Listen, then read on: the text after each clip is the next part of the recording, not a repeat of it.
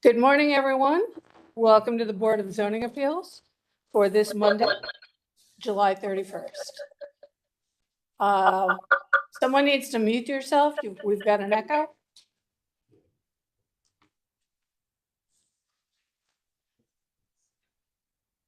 All right. We'll begin with the preamble.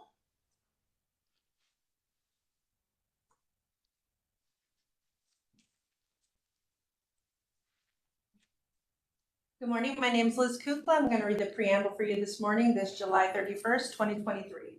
In compliance with notification requirements of the city's open meeting law and section 101.021 of the codified ordinances of Cleveland, Ohio, 1976, notice of this meeting has been publicly posted. All boards and commissions under the purview of the city planning department conducts its meetings according to Robert's Rules of Order. Actions during the meeting will be taken by voice vote. Abstentions from any vote due to a conflict of interest should be stated for the record prior to the taking of any vote. In order to ensure that everyone participating in the meeting have the opportunity to be heard, we ask that you use the raise hand feature before asking a question or making a comment. The raise hand feature can be found in the participants panel on the desktop and mobile version and activated by clicking the hand icon. Please wait for the chair or facilitator to recognize you and be sure to select unmute and announce yourself before you speak. When finished speaking, please lower your hand by clicking on the raise hand icon again and mute your microphone. We will also be utilizing the chat feature to communicate with participants. The chat feature can be activated by clicking the chat button located on the bottom of the WebEx screen. Please note that call-in users can unmute by using *6. All meeting activity is being recorded via the WebEx platform. These proceedings are also being live streamed via YouTube for public view. We have provided a link to the meeting for those who wish to speak on a particular case via our website and email. All requests to speak on a particular matter have been considered. We've also received emails from those who have provided written comment on a particular matter. Back to you, Madam Chair. Okay, great. Would you like to call the roll, please? Sure. Ms. Roca? Present. Ms. Holzer? Present. Ms. Wilson?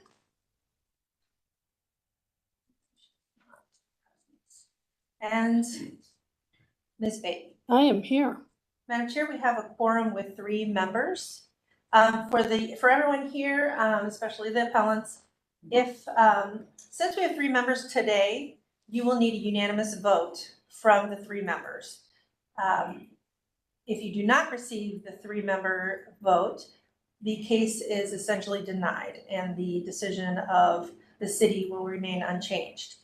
So if you would like to postpone at this time, we do currently have 4 members. So if you would like to postpone to another date, you may when your case is called. Thank you, Madam Chair. Thank you.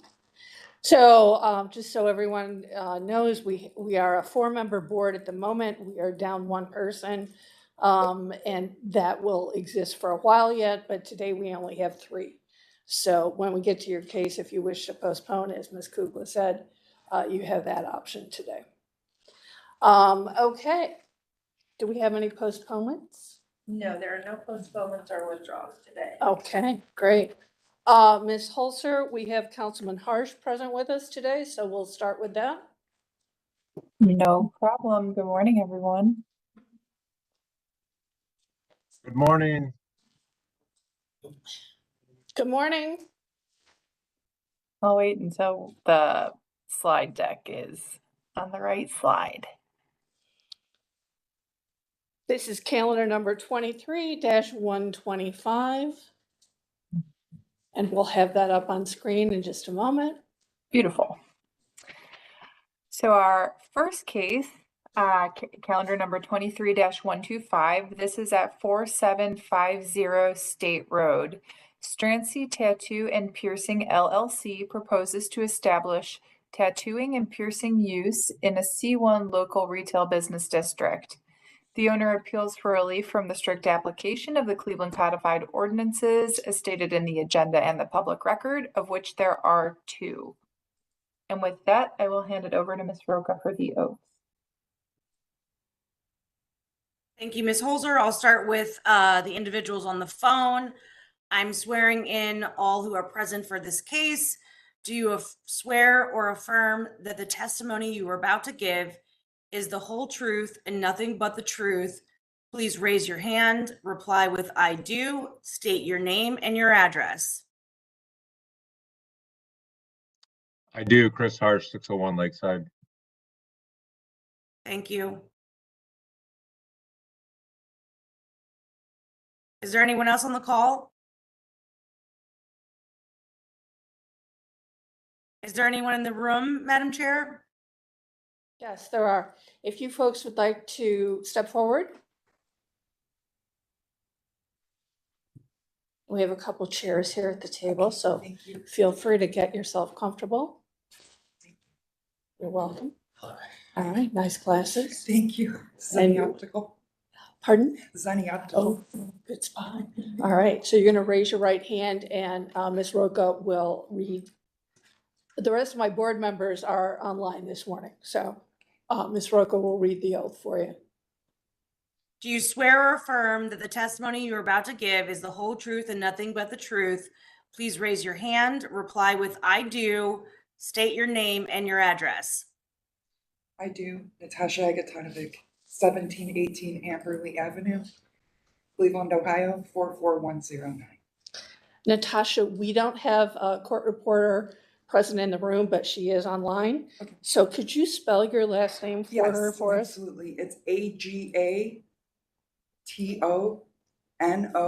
V as in Victor, IC. Great, thank you. All right, I do. your name? Robert nervous. Kesty, And your address, Robert. 1718 Amberley Avenue, Cleveland, Ohio, 44109. Okay, and what was your last name again? It's Kesty. It's K-E, Z as in zebra, D as in David, I. Great, thank you. Okay. Thank you, Ms. Roca. Thanks. Okay, history of the property? Thank you, Madam Chair. This property was originally zoned to general retail in 1929. In 1990, it was changed to local retail business. In our Records Administration Office, we only found that in 1963, a permit was issued for a non-illuminated metal flat wall sign. There was another sign installed in 1965 and again in 1972. There are no variances on file and nothing of note in the more recent history. Thank you. Great. Okay, I think our legal person is online, so history, legal standard, please. Thank you. Madam Chair, members of the board, appellant is requesting a use variance and an area variance from the minimum distance requirements of the zoning code.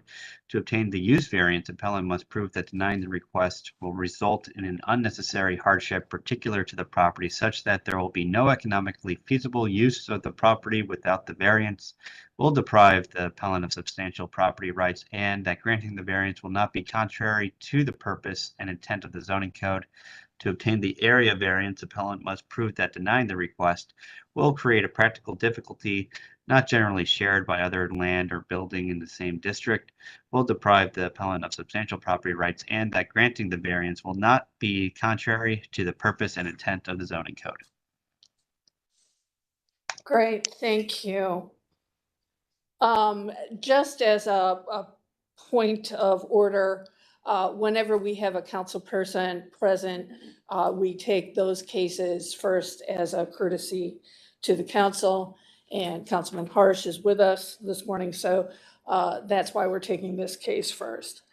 Okay, so you're here, we've gotten through that, so I'm guessing you want to proceed with only 3 people today. So who's going to be the spokesperson? Robert. Okay, Robert, tell us what you'd like to do. Okay, so we purchased the building through a small business association backed loan, which in the loan stipulates that the purchaser must be the tenant. The reason we purchased the building was that our current location at 5126 Pearl Road in the same ward was supposed to be torn down. We tried to renew our lease there and people at Visconsi told us that they can't renew the lease because they're selling the building. And then we found out later through a news article that they were tearing the plaza down and building sheets on the corner. So we thought, okay, well, we need to find a new location so it doesn't interrupt our business, not just for us and our clientele, but also our coworkers. So we moved quickly to find a suitable location. Our realtor showed us this building. It's perfect for our needs. It doubles our square footage. And she said we should move quickly to purchase the building before it's off the market. So we bought the building after it took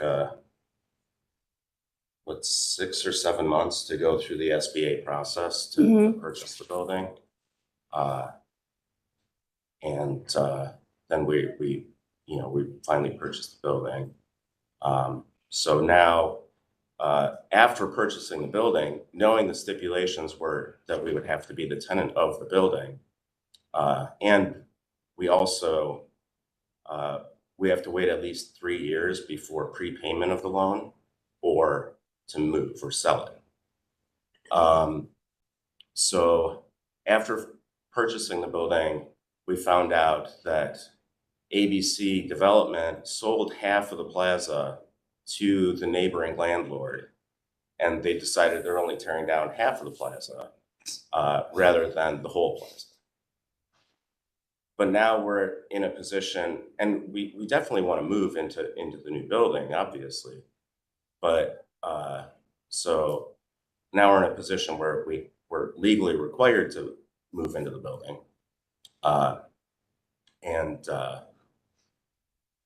They said, oh, well, now I guess you can stay. Well, now it's too late for that. We bought the building. So our plan is to move within our board from our original location to the new building and close down operation at the original location to make that, available to whatever business wants to move in there. But one of the main reasons we selected this location is because it's easily accessible from 480. We have a lot of clientele that come from, the surrounding suburbs. We wanted to remain in Cleveland, in Old Brooklyn. We've lived in Old Brooklyn. Our home is in Ward 12, but we've lived in Old Brooklyn for 17 years.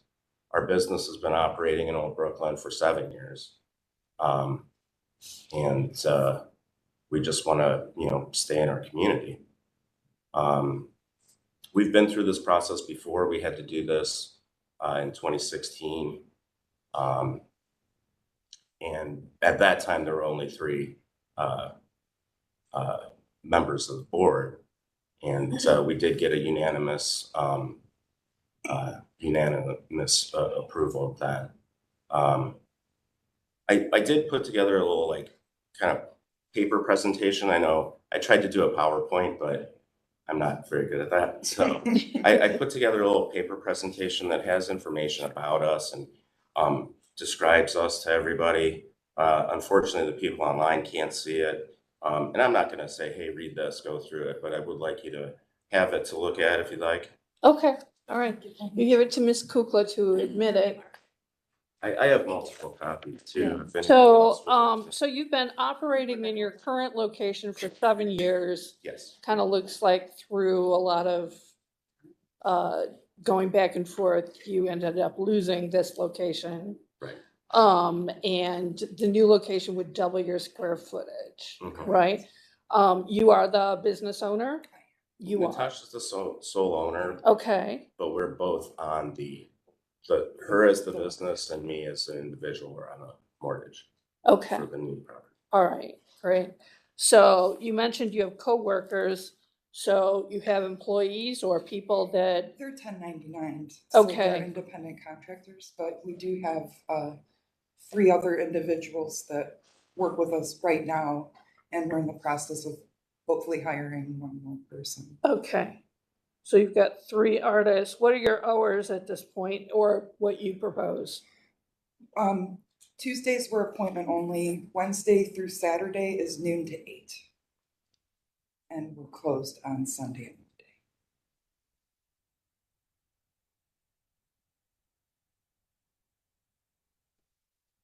Monday. Okay.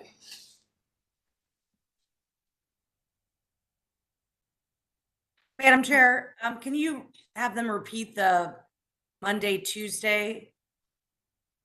Yeah, here, let Yes. me get the mic a little closer. Tuesday, we work by appointment only. And then Wednesday through Saturday, our hours are noon to 8 p.m. Thank you so much. Do we have, can you go back to the aerial or something that shows me context within the neighborhood and the parking? We actually own the building, the house next door too. It Okay, came with the purchase. Oh. So our plan for that, once we have, capital again, is to rehabilitate that house to rent a single family house. okay, it's a single family, It's the white one in the picture. okay. And do we have off-street parking? Yes. Yes, Okay, it's behind me. all right. Councilman, would you like to chime in on this at this point? I'll wait to the end, but if the end, I can chime in now. Okay, all right. Board, do you have any questions? Okay, city planning? Saber Bay, Senior Assistant City Planner, Zoning Section, representing city planning. So we recommend approval based off of, there's only about 8 procedure areas, so they're going to have very low volume, like places like this, that kind of work by appointment as well only. So it's pretty reasonable that, the parking that looks like it's provided should be enough. I also saw some street parking nearby when I was out there taking pictures. I parked right there on Vader, and it didn't seem too much, space was taken up. So it seems like on those grounds we were kind of cool. And so it looks like listed in number 2 on the agenda for this case, we have childcare, church, couple of different churches, and a playground, elementary school close by. Can you show on the aerial, for the benefit of the board members, the proximity of those? I didn't, actually identify those. I believe right across the street it is a church. Yeah, other than that, I don't know exactly where the child cares are within the neighborhood. Okay, well, you're closed Sunday and Monday, right? Correct. Correct. So, And we are appointment based. Yeah, we're mainly appointment based, so we don't have a lot of in and out traffic. okay, We'll take walk-in clientele when we can if we have availability, but pretty much all of the artists are appointment based. And another reason we really like this building is you have to be buzzed in. So Yeah. you come in for your appointment, you come in the vestibule, and then you bring a buzzer and we buzz you in Yeah, for it's your a appointment. traditional reception area, like a dentist's office. yeah, So. okay. All right, Madam Chair, the church across the street looks to be a Kingdom Hall, which I believe is Jehovah's Witness, and their Sabbath is on Saturday. Just to note that. okay, great, thanks.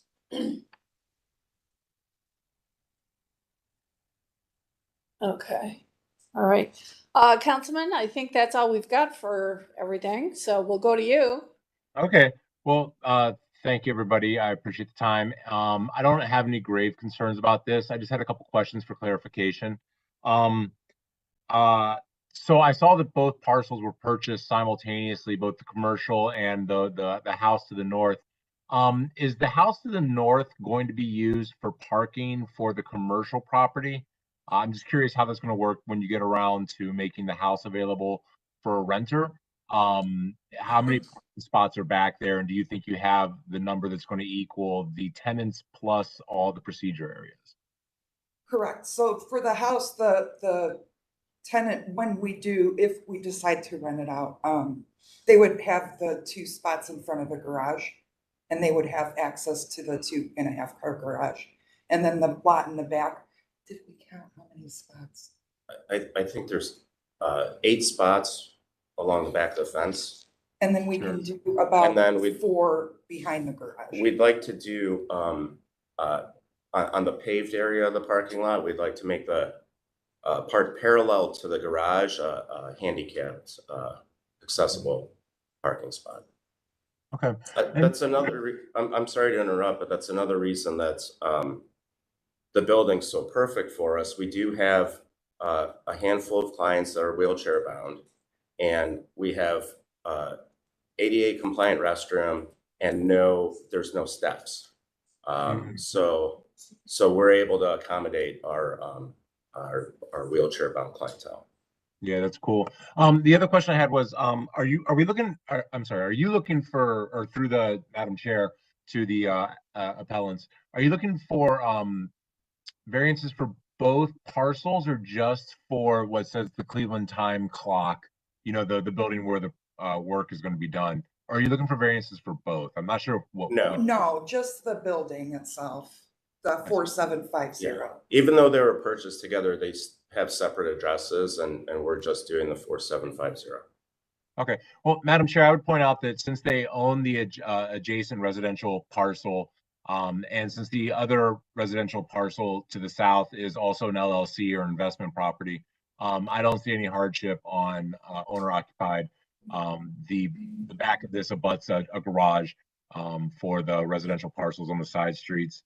I have no qualms about the business. I've never received any complaints or concerns about their operations in Ward 13. So I'd be happy to keep a Ward 13 business in Ward 13. And in fact, if y'all want to move into that house next door, seems like you have a great opportunity to have a really short walk to work. We can actually walk now. We live in Ward 12 on Amberley Avenue, so it's not a terrible walk. It's not that hard. But yeah, I have no concerns. It seems like they're a good business, and seems like a good location, a good fit for a building that needs a tenant. Excellent. Thank you for your time and your input, Councilman. Appreciate you being here for this. So, okay. So,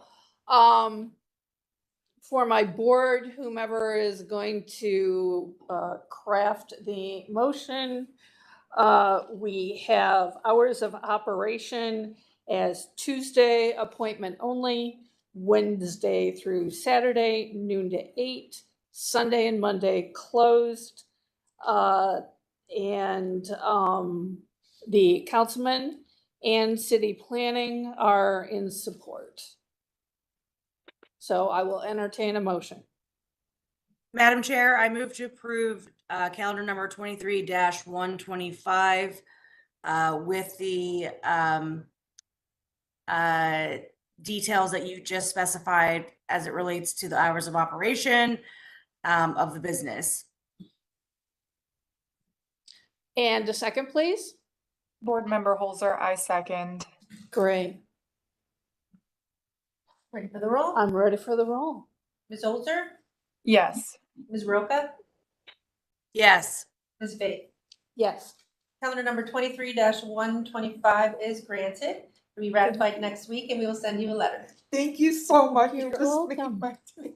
I have a quick question. What's the deal with the red ink? Is that still acceptable? Oh, yeah. Yeah, Okay. most of the inks we use are vegan. Okay. Yeah, So they're a synthetic pigment now, where in the past it was a natural pigment, usually made from bug shells, beetle yeah, shells. there's Like how long ago? But they started changing things. The European Union heavily regulates the ink, so all the companies had to comply to Europe. Okay. So within the last 15 years. Oh, all right. Okay, great. One other Just thing was I wanted to curious. mention, we took advantage of the Adopt a Tree program and had a tree planted at the house through Old Brooklyn Oh, Community excellent. Development, and we also donate to community development. So Excellent. That's great. It's Wonderful. Active members. good to support the renewal of the tree canopy, right, Councilman? Is it vital to support the renewal of the tree canopy? Yes, absolutely. So, Work. all Thank right, you all. great. Thank You're all you. set. Thank you so much, everyone. We're excused. You're Yes. excused. Yeah, yeah. Thank you very much. We'll Thank you so ratify much. it next week and you'll get a letter in the mail. Wonderful. Thank you Okay? very much. All right. Good afternoon. Great. All right.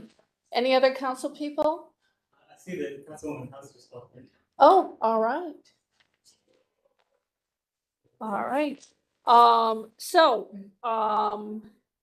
We will move to calendar number 23-122.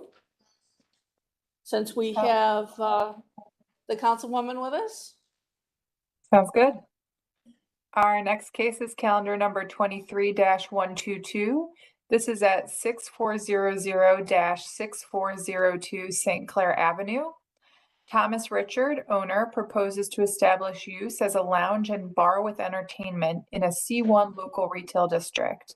The owner appeals for relief from the strict application of the Cleveland Codified Ordinances stated in the agenda and the public record, of which there are 2. And with that, I will hand it over to Ms. Roca for the oath. I will start with individuals on the phone. I'm swearing in all who are present for this case. Do you swear or affirm that the testimony you are about to give is the whole truth and nothing but the truth? Please raise your hand, reply with I do, state your name and your address. I do, Dan Bickerstaff, architect. 3443 Lee Road, Shaker Heights, Ohio, Ubiquitous Design.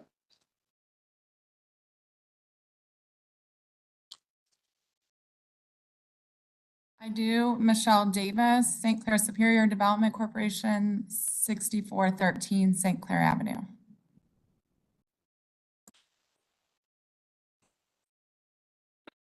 Looks like someone else has their hand up. Mr. Richard, go ahead.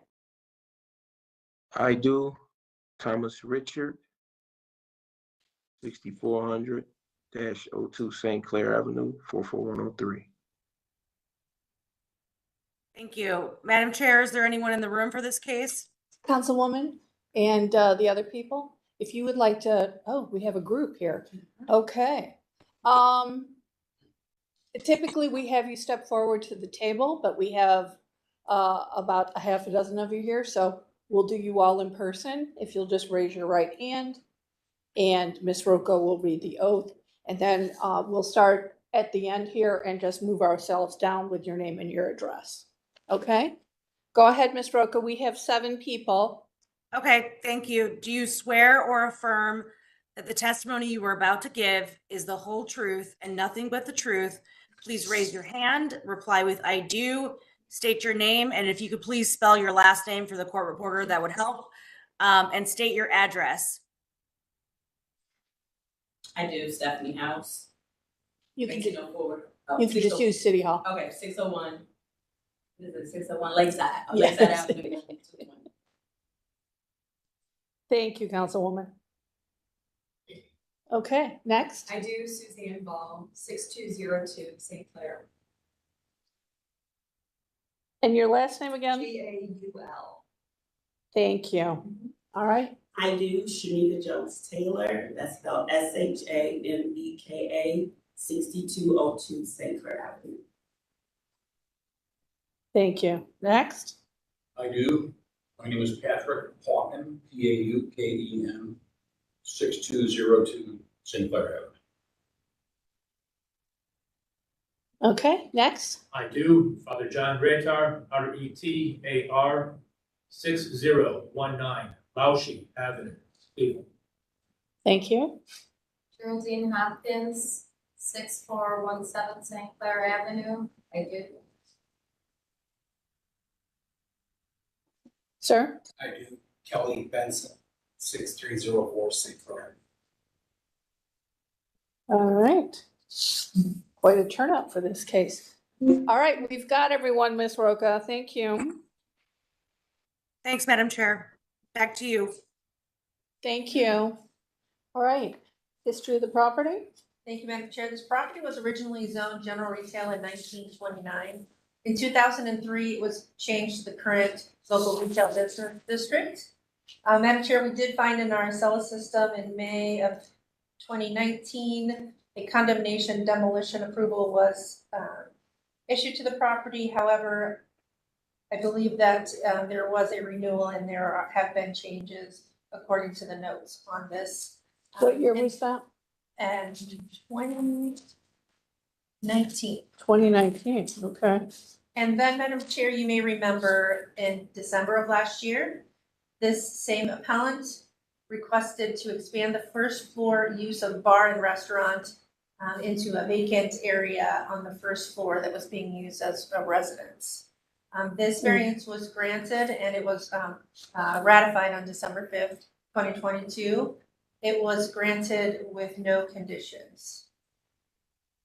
At that time, Mr. Thomas stated that his hours of operation would be Wednesday through Saturday, 4 p.m. to 2 a.m. I think that might be all that is relevant. Here's a copy of the resolution for you. Great. And that's all I have. Thank you. Did we post this online for the other board members? I believe so. Is it on there? And I think I sent it. I believe it was sent. Okay. So board, you received a copy of the previous variance or had an opportunity to review it? Yes, Madam Chair, I believe we received that over email. Great, thank you.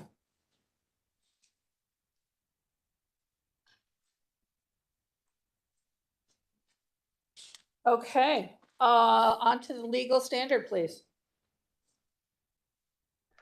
Madam Chair, members of the board, appellant is requesting a use variance and an area variance from the parking requirements of the zoning code. To obtain the use variance, appellant must prove that denying the request will result in an unnecessary hardship particular to the property, such that there will be no economically feasible use of the property without the variance, will deprive the appellant of substantial property rights, and that granting the variance will not be contrary to the purpose and intent of the zoning code. To obtain the area variance, appellant must prove that denying the request will create a practical difficulty not generally shared by other land or building in the same district, will deprive the appellant of substantial property rights, and that granting the variance will not be contrary to the purpose and intent of the zoning code. Thank you. This is the resolution that Chris just mentioned. Great, okay. All right, let's go to the site slide. Super. Councilman, typically the council people like to speak last. Is that the case here? Okay, great. All right, who's going to be the spokesperson for this case? Sure, Thomas, if you don't mind giving an overview. I mean, they gave a pretty good one regarding last year's approval, but if you want to give an overview, and I'll get into the details. Yes. Good morning, everyone. As you know, we have previously, entertained this situation, whereas we thought, once the approval was done previously, that that expansion was included, but it wasn't. So we're here again. Pretty much, we've held meetings for the community at Kovacic Recreation Center with the councilman and all interested parties previously. Everyone was allowed to attend and to raise any as far as any objections to the situation. So we had the approval from the community at that time for everything that we proposed and was granted.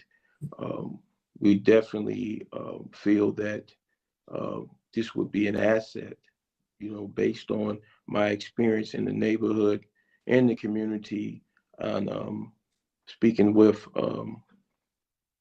and working along with St. Clair Superior Coalition and the councilman, and as well as any interested parties, we have pretty much give our objective to the community on what we intend to do as far as a mature setting This is something that I am experienced in over 20 years. I've been in the community for quite some time, and like I usually say in previously stated meetings, that they probably don't know who I am and the different establishments that I've owned up and down the area, because I always own my when I manage my restaurants or any entertainment complex I have, is always done everything to the order and under code, and I always comply with what's being done in the area. But as we just give you a brief synopsis of what we were talking, we just proposed to expand along what was already approved, just for an area on the first floor that cannot be rented out for any tenancy, based on the fact that there's 2 storefronts and then there's 2 building apartments behind it simultaneously. It's just a doorway, so it would be asinine to try to have a tenant there, which the way the outlay of the building. So we just basically expanding the storefront for the kitchen area, the kitchen needs, which we propose to serve food. And we understand that basically how this property is grandfathered pretty much in, as long with the rest of the surrounding businesses that are there in the area, pretty much are a lot of off-street parking. And that's pretty much how this building has been run, multi-purpose and in this area for quite some time. We plan to do exterior work. We understand this is a historical area, and we would like to continue running this, and we'd like to continue trying to provide an enhancement of this area, as well as to rejuvenate the building. Mr. Richards, before we move on to your architect, couple questions. You mentioned that you had community meetings. Could you tell us how many and when they were? They were this year, earlier this year. I think don't have the exact date. I think it was February. I think maybe Michelle, or if she's on, or Stephanie might can, the councilman's house can, the exact date. The exact date I don't have in front of me, but yes, we did. We had this meeting for any interested or surrounding parties at that time, where we could discuss. Everyone was in agreement. We had some officers there, some neighboring neighbors, the councilman, myself, and some people, some members from the St. Clair Superior Coalition, all were present, and everyone was notified as there of any objections at that time, where we could try to circumvent and work out any discrepancies at that time. Basically, there was, we came to an agreement, and everyone was in approval to what we were trying to do at that time. And all we're here now for is basically just to get the approval on the expansion of the kitchen. Okay. And then my Chair- second question. Oh, my sorry. second question. Go right ahead. Sorry. Okay. My second question was, you mentioned that you own several businesses. Are they all businesses in the nature of restaurants and entertainment? And how many are there? No, ma'am. No, these were previous buildings on in the St. Clair Superior area here, but the first one was at 7901 St. Clair, and then I moved to 7513 St. Clair. Those buildings, I was in partnership. I never was in ownership of that building. So we dissolved that relationship, and I seek to purchase this building here for that purpose. But Okay. Yeah, go ahead. That's good. Thank you. Ms. Roca, your question? Yes, thank you, Madam Chair. So just for the benefit of the board, if the appellant could clarify for us exactly what the business is. So is it a bar now and you want to expand to a restaurant? Is it a bar and restaurant currently and you're just expanding the kitchen? I think we just need a little clarity on what the business is now, what you are going to transfer the business and make it into, Yeah. what you're asking the board to approve in this local retail district. Yes, not currently, no, it's unoccupied, right now. I believe maybe, I don't know, if it was a bar 40 years, 50 years ago. But this is, something that we want to refurbish, and we putting, this is basically a restaurant, bar, and it's going to have, humidor in it, and we're going to be doing entertainment, for like live bands and things of that nature. A mature setting, a restaurant type of thing. We would like for it to be more catered to working class adults that are more mature, and in that setting, because we basically, like I said, we've been in the area, we know what's there, and we're trying to add a different approach as far as that's concerned. We basically, it's like I said, we want to refurbish the whole building, and we want to, as I said, it's not occupied. We would basically like to serve food as far as some carry out type of thing, and also inside as well. We will be dining some area for dining, but pretty much we basically want to have that kitchen there as access at what an area that we're looking to expand. We'll expand that area for that purpose. Okay, thank you, Mr. Richard. Does that answer your question, Ms. Roca? Yes, and then I'm sure the architect will speak to this, but I would like to know the square footage of the space that's going to be used as well. Right. Yes. I think we're ready to move on to the architect, Mr. Richard. So, go ahead, sir. Thank you. Thanks, Thomas. Good overview. Yes, we're looking to enhance the existing building that's been a staple in the community. It's a zero lot line structure, commercial and residential, formerly on the first level. Basically, there's 2 storefronts along St. Clair and formerly 2 residential units in the rear to the south. What Mr. Richards is proposing to do is convert the easternmost unit into the kitchen area, where we'll provide a commercial kitchen complete with exhaust hood, equipment, refrigeration, and code compliant 3-compartment sink, grease trap, etc. And the westernmost residential space will be utilized as a cigar lounge with a humidor located in the corner of the suite. So it's an all-inclusive, comprehensive entertainment gathering space whereby food will be served throughout the 2 storefront areas.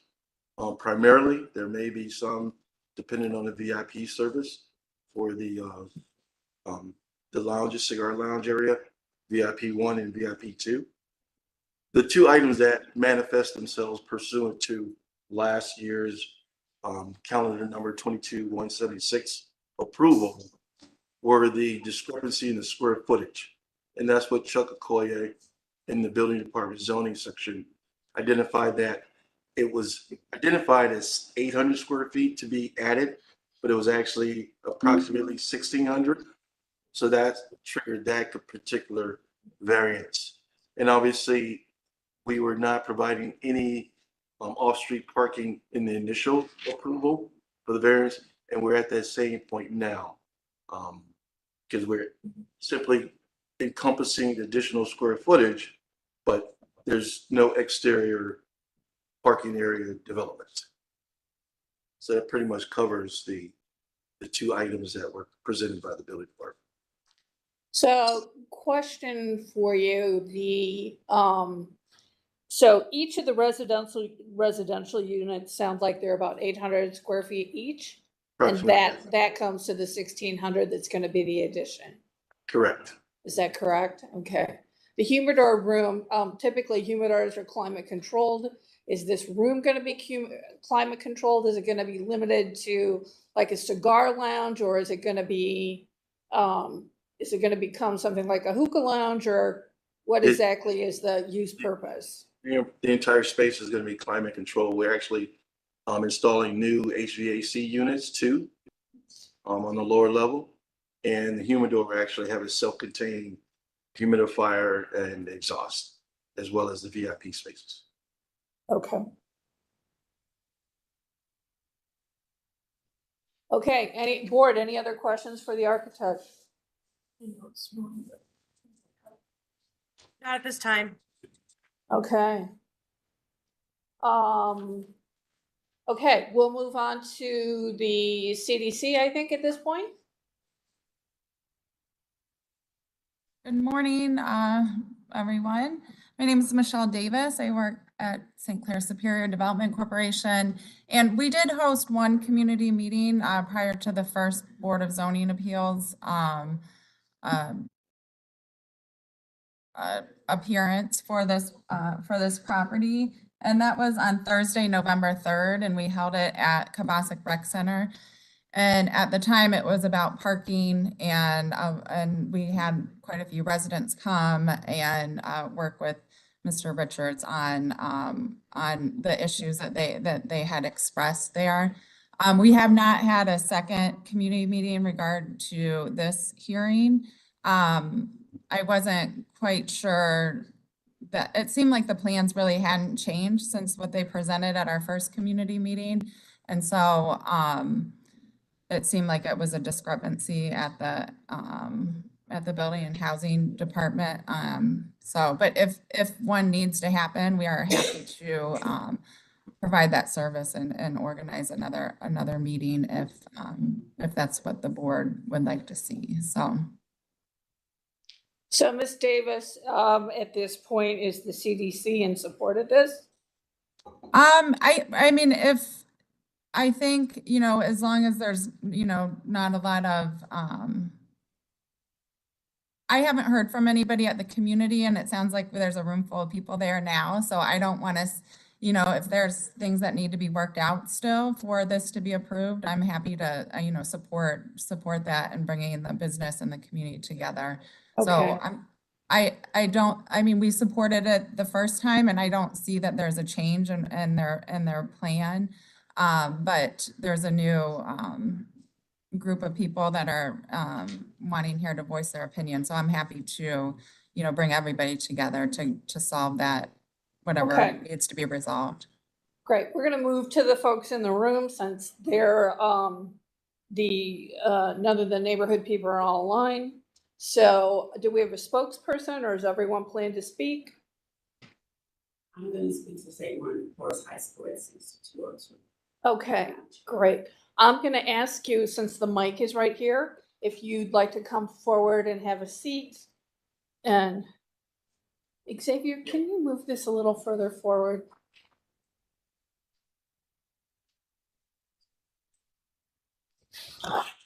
Thank you. All right, we're going to have you state your name for the court reporter, and then you can go ahead and make your statement. Sure. Shamika Jones Taylor, representing St. Martin de Porres High School. We would like to the chair, to the entire board, we would like for this petition to not be considered. It will be a hardship for our students and our community. We run pretty much a 24/7 school. What that really means is our hours are not typical school hours. We have many community events. We partner with the community all times. We have all of the traditional things you would see in a high school. We have sleepovers in the weekends, our students, and we are 100% community engaged. And this does present a hardship, having a lounge with entertainment. It's just not something that's encouraging for the type of lifestyle and values we want for our students to display and to be around, quite frankly. So do you have evening school hours or weekend school hours in addition to events, or, because you said you're really kind of a little bit different in terms of Right, so regular school functions? our school hours run typically from, we have parents who drop their students off at 6. And we also have them that pick them up at 8. In fact, we have off-duty police officers that stay at our building to 8 o'clock for that purposes. We do have the typical games that you'll see, basketball and things of that nature, tons of dance troops. In the summertime, we run summer programming for our students that happen during the day and in the evenings. Saturday school, thank you, Suzanne. We have Saturday school. And on Sunday, there's a church that uses our building. Okay.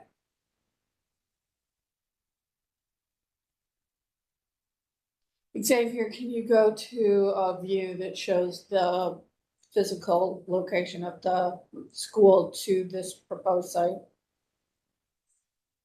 About, the most, is actually at the bottom of the photo here, or I'm sorry, north is actually this way, but it's pretty much coming out westbound of St. Clair, about a block over.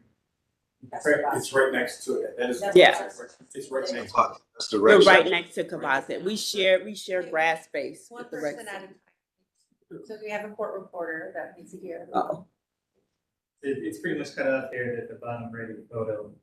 If you extend the photo just another few feet, you see the school. Okay. Sir, you're closest on the end. Would you like to go up to that screen behind you and just point to it for me? School would be approximately in this area. Okay, Right all on right. St. Clair Avenue, right, just west of this. Okay. Of the cross. Okay. Board members, if you didn't, for your benefit, that puts them just slightly off screen to the lower right-hand corner. Okay, great. Anything else? no, not at this time. All right, thank you.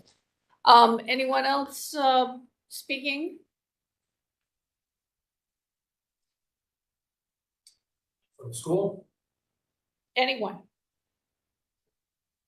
There's 6 of you here, so I'm happy to hear from you. A lot of people showed up for this.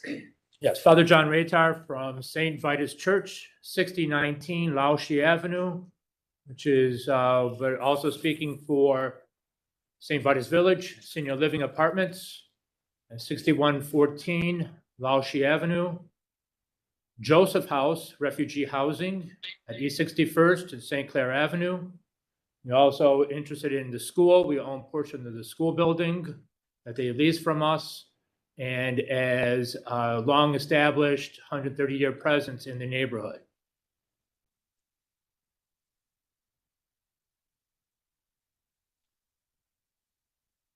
So we are concerned because this is a residential neighborhood.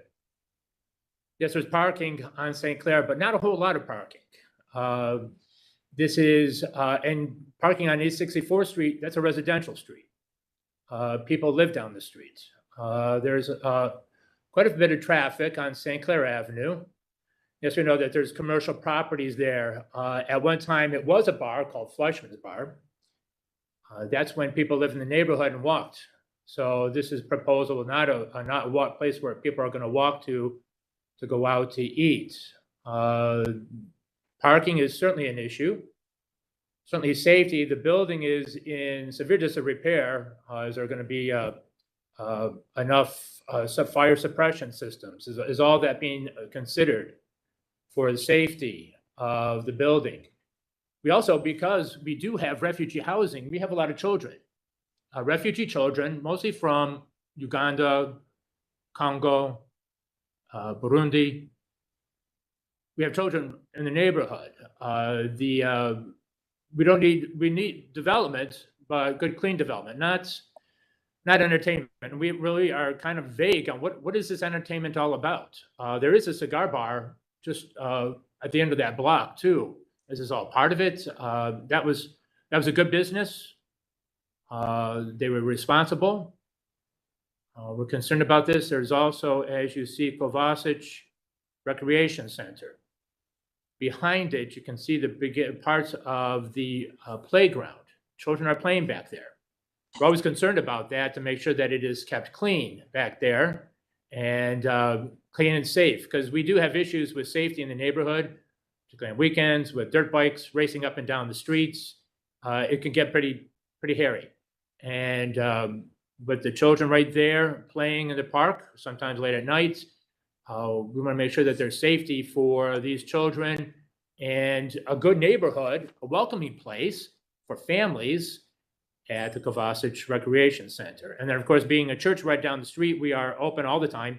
We have various different events, day and night. We are a very responsible entity in the neighborhood. We are the heart of that neighborhood. We have been there for 130 plus years, and our concern, the neighborhood, is to keep development, but have good development. Have something that's going to be clean and safe. Anything else? I think that covers it. Okay, thank you. So we recommend rejecting the variance. Thank you, Father. Okay. Anyone else wish to speak? Go ahead, sir. Come on up. Just state your name and then you can make your statement. My name again is Patrick Plotkin. I'm on the board of trustees of St. Martin de Porres High School. And we share St. Vitus's concern about this adult-oriented development in a neighborhood that's seen a lot of hard times, but is now experiencing some new growth, a lot of investment by St. Martin de Porres High School, over $20 million in the last 10 years, 12 years. St. Vitus has built a new community center. Kovacic has had a multi-million-dollar renovation, and the community really is focused on families and children. And our mission is to serve the children of Cleveland, and this use seems to be inconsistent with that. So we would urge the board to turn this down. Thank you, sir. Thank you. Anyone else? Yes, sir. Please state your name and then you can make your statement. Good morning, my name is Kelly. And I am concerned because I do live there next door. Parking is a premium in the city. We've always discussed that at these meetings. Directly across the street on the north side of St. Clair, there used to be a furniture store there that a young lady wanted to spend over $1 million to renovate, to turn into an entertainment center. No parking. Those areas, and even if you look at their pictures, shows their cars illegally parked, blocking fire hydrants, taking up residential street space. That is essential in that area. And I can't reiterate, it's more of a family-oriented area now. The rec center, it's just really getting redeveloped in the right direction. This, I think, would push us into the wrong direction. That's what I'd say. Okay, thank you, sir. Thank you. Okay. Anyone else? Yes, ma'am. I am Geraldine Hopkins, business manager of the Sylvania National Home, which is directly across the street. And I know we have a large parking lot behind us. We also use the Sifco factory lot behind with permission from them. Parking is a major problem, where I have signs at my front door that if they park across the street to the lot to the east of this building, they will be towed. Because then the people that live in that building, they can't park. They can't get into their driveways. This has been a major problem for years. So I post signs telling them if they park in somebody else's lot, they will be towed. So I'm not sure how much square footage this new property is going to entail to accommodate people, how many people based on how many bathrooms. So how many potential clients will be their customers at one time, And how many parking spaces do they need? And where will those people all park? Will then they be in St. Martin de Porres, in my lot, and everywhere on the street? We used to have events that would go a little bit past midnight. Nothing good happens after midnight, is my new saying. I would get phone calls of people urinating in doorways.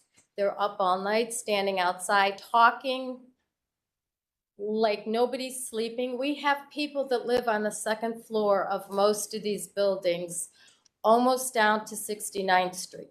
So if they're parking that far on either end and not being mindful that there are people sleeping on St. Clair, it's going to be very, very bad. So that's my end. Great. Thank you for your Nothing good statement. happens after midnight. That's your mantra. All right. Anyone else? Okay, I'll go to city planning. Oh. Oh, we had someone online?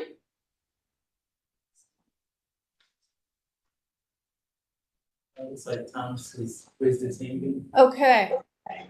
Mr. Thomas, did you have your hand up? Yes, ma'am. Okay. Yes, I would like to add just a few things in response to some of the objections that we had covered in the previous meeting upon getting approval for this variance. Previously, we let out signs. No one at that time came forward with any objections. We notified everyone. It's ironic that St. Martin de Porres would be an objection, considering, you know, my daughter attended that school, Shyla Richard, who's a practicing attorney at the present time. I've been in the community for 40 years, been operating businesses for over 20 years, and in this area. And basically, it would be, you know, I have a right to earn a living. It's a financial hardship for me to have a building and not be able to operate it and move a proper liquor license in this area, considering that, you know, this is an establishment that we're going by the city and taking the proper and necessary procedures to make the proper accommodations to this building. And this is a mixed usage building, and all of the surrounding businesses and areas are using off-street parking and have not enough parking. So in that time, one of the main things that we discussed in this meeting at Kovacic was to accommodate any businesses that are open, so we could have talked and we could have sat and talked about to accommodate. Variance was granted.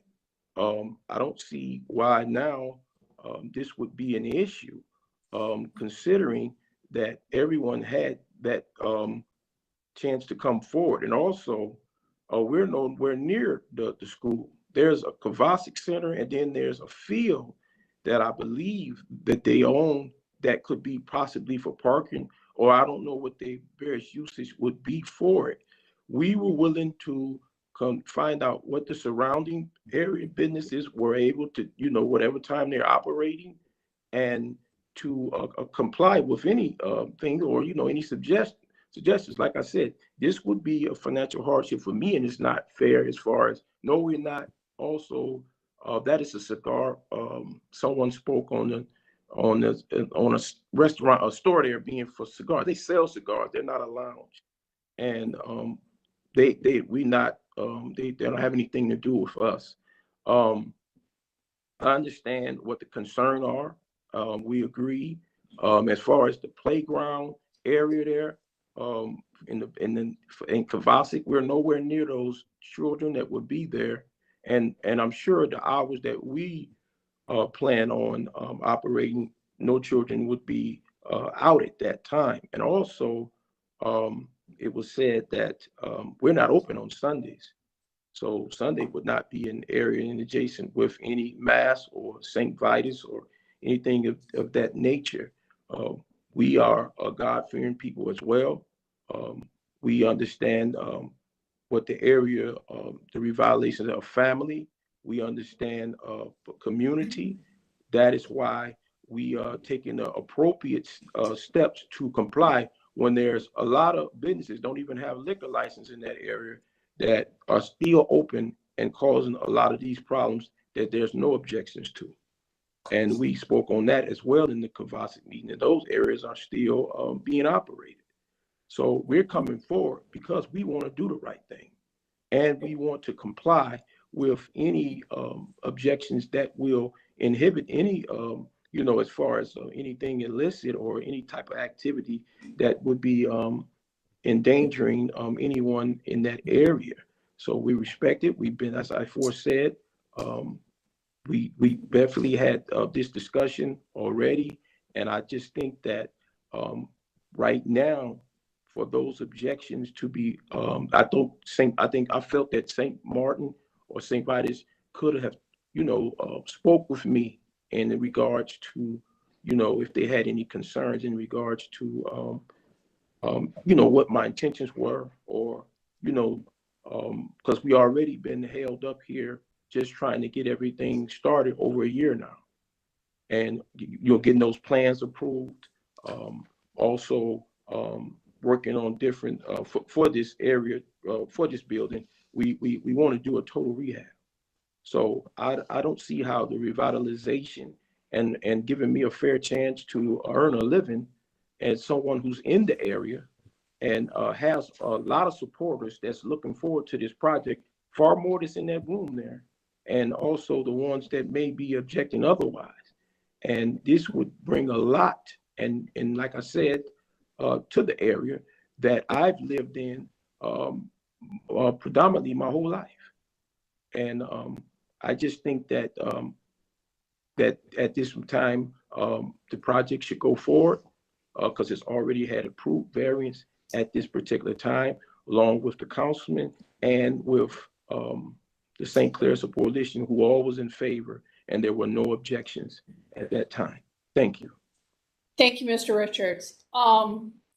So you did have the previous variance, but you're before us again for a new one, which triggers another case to be before us.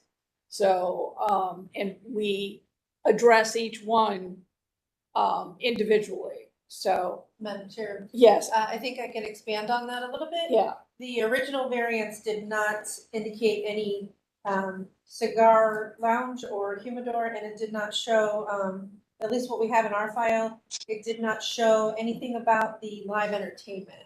So that's what's different today. Right. It's the entertainment and the cigar lounge, although I don't know if the cigar lounge would be considered live entertainment or anything like that. I'm not sure No, what but would it does expand the square footage for use of the business. Yes, the Yeah. parking as well. So, Well, Mr. Richards, I'm gonna go to my board and ask them if they have any questions. If you'll just pause for a second, because we've heard a lot of statements, we've heard from you again.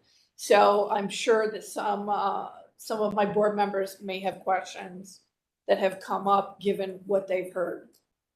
Madam Chair, indeed, I do have a few questions, and I thank Ms. Kukla for clarifying. So I just want to drill down, and if Mr. Riccardi's on the call, maybe he can assist. The variance that was approved previously last year, what exactly was approved? That's my first question. Second question, the variances in front of us today, one is for entertainment. I'd like the appellant to speak to the type of entertainment that he plans to have, and the crowd that he expects to draw for that entertainment, because I think that's relevant to the parking concerns that have been voiced by the nearby residents, and it's also relevant to our analysis of whether this variance should be granted based on whether or not he has a hardship. So if Mr. Riccardi or somebody can jump in on the first question about what was granted before, and then if the appellant can, and then the appellant can weigh in on the entertainment piece, that would be helpful. I can This weigh is in Richard on. Riccardi. I am here. And it's there on screen now. The first variance concerned expansion into former, I believe, residential areas, which required some extra parking. It was already non-conforming in parking. This required even more parking. The entertainment aspect of it was not mentioned in that permit application, and so was not adjudicated. It should also be noted that the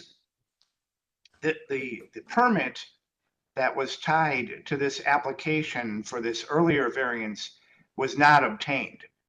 So the conditions, the nonconformities that were granted by the board in this earlier number 22-176, a permit was never obtained for those, and those in fact have expired. Now this new application, so therefore the new application is considered both the expansion into living areas again, but mainly, and the item that's a use that is a use violation and requires a variance is the entertainment in a local retail business district. Madam Thank you Chair. very much. That's very helpful. Yes. Madam Chair, Yes, Ms. Kukla. I would like to clarify or expand on what Mr. Riccardi says. There is this the variance rights have been affirmed and they are extended to December of this year.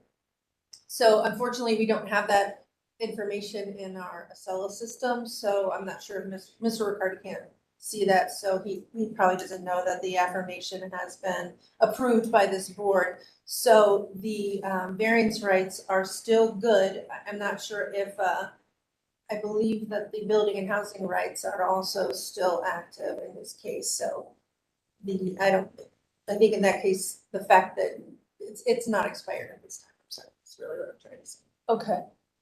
So, Ms. Roca, did you hear Ms. Kukla's statement? I did. Thank you. That's very important as well. Thank you. Yeah, okay. Okay, and then, Mr. Richards, Ms. Roca's next question was the entertainment. What is the nature of the entertainment? What do you plan to have? Well, And as you know, where will it be? we have on the drawings, which my architect will go over, a little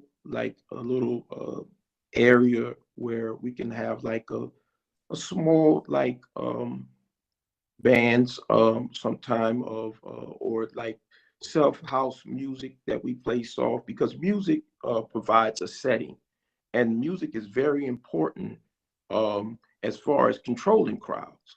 Like a lot of the things that these bars, like I said, I've a lot of experience in this situation. Whereas the type of music you play attracts the type of crowd that you will attract. And if you're these up and down the area here, these areas, that's why we're trying to provide something that is different. And that's why we are getting more of a lax area. That's why we're providing the cigarette humidor for relaxed style entertainment. And a live band is we're attracting the mature crowd of 35 and over, type of crowd, where they come in and after work and they have food, sit down, have a nice cigar. These areas here that's not doing, these are the areas that have a lot of the hip hop music for the younger crowds, and they have that type of distraction. That's why they draw those type of people in the area. We're having like a little small type 3-me-3 band type of thing sometimes, not all the time, sometimes maybe a soft control jazz music, sometime with a blues setting, also some contemporary music. And this is what we plan to do to get the type of crowd that we want. and the type of people that we want and wish to attract. And this is why we included the kitchen, and we also know that food also helps in the consumption of alcohol. We want to serve alcohol responsibly, and food was very important with that. Potato chips and pops and other small snacks are not considered food in regulations with the Ohio Liquor Division. And this is why we give, we very want to promote, food, and we want to have a relaxed environment. And that's why the entertainment, we also wanted to expand into later. We had also had that on permission. That's why we was leaving the walls to seclude everything into maybe a patio setting. Later on, that's something also we were proposing. But this is just basically in answering of the question that was proposed as far as what we want to attract. And this is why, in this area setting, it's going to be definitely a mature setting. And, in that regard. Thank you. Ms. Rocco? Yes, Anything thanks. else? And just one follow-up question for the appellant. Have you already applied for and obtained your liquor permit, or is that conditional on this variance? No, it's actually been in for a year now. We've been into transferring that liquor permit to that address. They actually are really waiting on us, to come out and inspect the place to get approval. And that is something else that we're waiting on, and too, in hopes of getting granted, but it's contingent, of course, on how where we get the building together, and that's what we wish to do. We didn't want to just come there and do like so many other businesses that's happening in the area, just open up a place because we own it and don't get the proper the proper clearance to operate there. Thank you. So- And then one additional follow-up question, Mr. Richards. With respect to the nights that you're going to have entertainment, where are those patrons going to park? Do they park on East 64th, or what's your plan? Well, the plan is we had also see if the meeting that we proposed on the meeting, there's some side parking, but we were told that we would put cones and block off areas in the resident area where we would be blocking off for some, like I think at that time, a patron came out, a neighbor came out, and and there's there's an auto shop there across from her, and we were going to have that controlled where we would have a security out there that would prohibit anybody from parking in at that time, and we would put cones out. Now on the off-street parking at that time, we plan on operating. You ride up and down St. Clair after 6 o'clock. There's no one out operating. There's plenty parking on the street at that time that we plan to have. It's a big area there, and there's no businesses that will be open at the hours we plan on operating. And it would. And as far as school functioning, they have the whole with those basketball games or whatever that they have there. Like I said, my daughter attended that school for years. All parking was always on the adjacent to the opposite direction of where we are. There was never no one for a basketball game or any kind of night activities that would be down on 64th in St. Clair. Like I said, my daughter graduated from there, so I attended many school games there. Never had that. Okay. Thank you. That's all I have, Madam Chair. All right, we have Mr. Riccardi with his hand raised again. So we'll hear from Mr. Riccardi now. I just do want to say that perhaps the applicant could talk a little bit about the proposed cigar lounge in light of the Ohio statute, indoor smoking statute, which prohibits that. So I don't know what the intentions are there, but that is generally prohibited in the state of Ohio. It's not in the Cleveland zoning code, but it is worth at least him stating what his intentions are for that area. Thank you. Thank you, Mr. Riccardi. So perhaps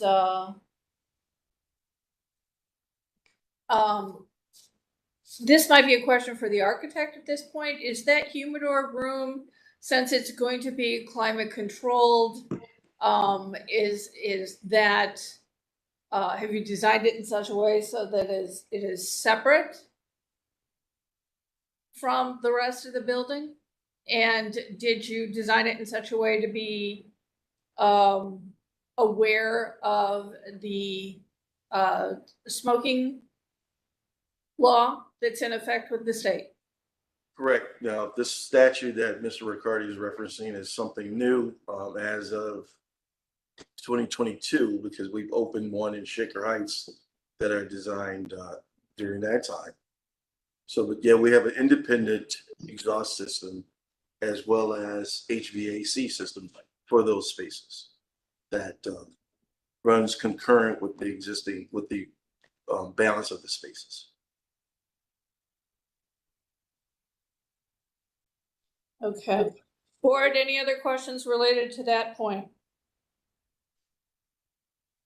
I guess just a statement that I think, and I'm not 100% certain, but the appellant will want to look into this, but if the appellant is selling tobacco, I think there is a possibility that there can be smoking inside for that purpose. I think that's an exception to the law.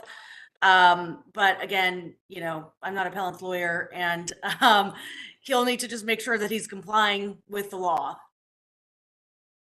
Oh, yes, ma'am. Yes, ma'am. We don't. Mr. Richards, before you make any further statement, I'm going to go to the Board of Zoning Appeals legal counsel and see if they can add any insight to the state law on tobacco use in the building. Sorry, I have not reviewed that that revised code section, so I really don't have any comment on the state law. That'd be something I would have to take some time to look into. Okay, I just want to add, thank you. Yes, go ahead, Mr. Richards. no smoking otherwise in the building. I'm a non-smoker, first of all. And like I said, no other smoking would be allowed in the building. This humidor is just for relaxed purposes. Like you could sit there and have some cognac, like maybe like 2 or 3 people in at a time. It's not nowhere big. It's just for a relaxed closed setting. It's not for, I don't know if you guys are familiar with one. It's just basically like for environment purposes. If you just want to have a kind of sit down, a controlled area there and just, have a cigar too. That's it. It's not, no smoking otherwise in the building. Just wanted to add that. Thank you. Madam Chair. Yeah. I'm not sure if this was said by Mr. Riccardi, but the meat of the parking situation is, or the parking issue is that in calendar 22-176, he was granted a variance for 9 parking spaces, and that was based on a rate of 1 for each 100 square foot of floor area devoted to patron use. But the entertainment use, the current entertainment and it's the bar and lounge, it's a different code section, and the requirements are parking for the entertainment establishment is required to be 3 times the gross floor area, and no parking is proposed. So I don't know if we have those figures, if Mr. Bickerstaff could speak to the figures in that case, and maybe Mr. Riccardi could help us figure out the number of parking spaces that the applicant would be short. But again, it sounds like it's a much larger parking requirement for that entertainment. Because we're talking about at least a 1,600 square foot addition in the use space. Mr. Bickerstaff, in a nutshell, can you give us the square footage? Correct. The usable square footage was 2,400 square feet, and we needed 24 parking spaces.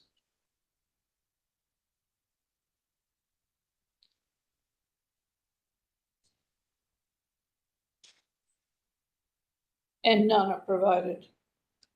Okay. Board, any other questions? Madam Chair, I just want to clarify and make sure that I'm clear. So as of now, there is a variance that would allow Mr. Richards to operate as bar restaurant, but because of the change from bar restaurant to lounge and bar with entertainment, that is why we're needing a new variance. Oh, Yes. may I speak to that?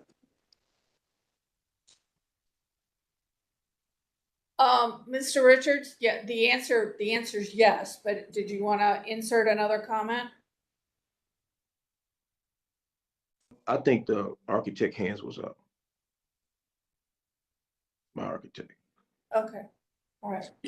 We'll go to city planning.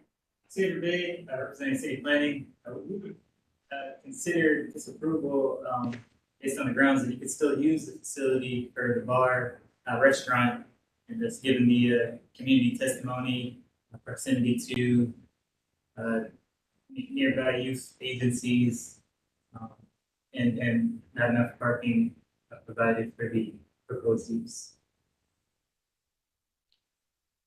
So not supporting. Okay. All right, Councilwoman. Great. We've covered a lot of territory and thank you for spending your time with us. I have, and I usually don't come to these at all. Right. So I want to just set a little bit of a context. One of the things that I have been. Sorry, excuse me.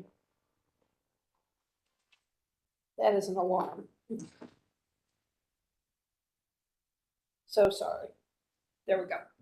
So the reason why I'm here is because as I walked into my office today, someone having a conversation with someone said, basically of thinking that this establishment will be a strip club. And I'm a very direct person, okay? Mm-hmm. And I think that is one of the things where I really need for community members to be open and honest so that we can actually create win-win opportunities to move forward, right? And not have unnecessary divisions, hostilities, things of that nature. Absolutely.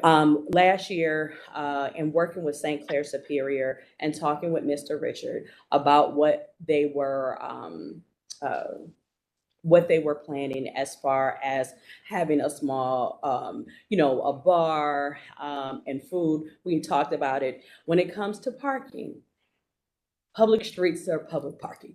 People can park there. Trust me, we are having significant issues with parking. I would invite anyone to go to various places for all various things. I feel like that challenge is going to be there when you just think about our actual designs, and then depending on who you are, some people like parking lots, some people think parking lots are you see what I'm saying? Are a waste of space. And so at the time where we approved it. Now, again, I am still in support of the business.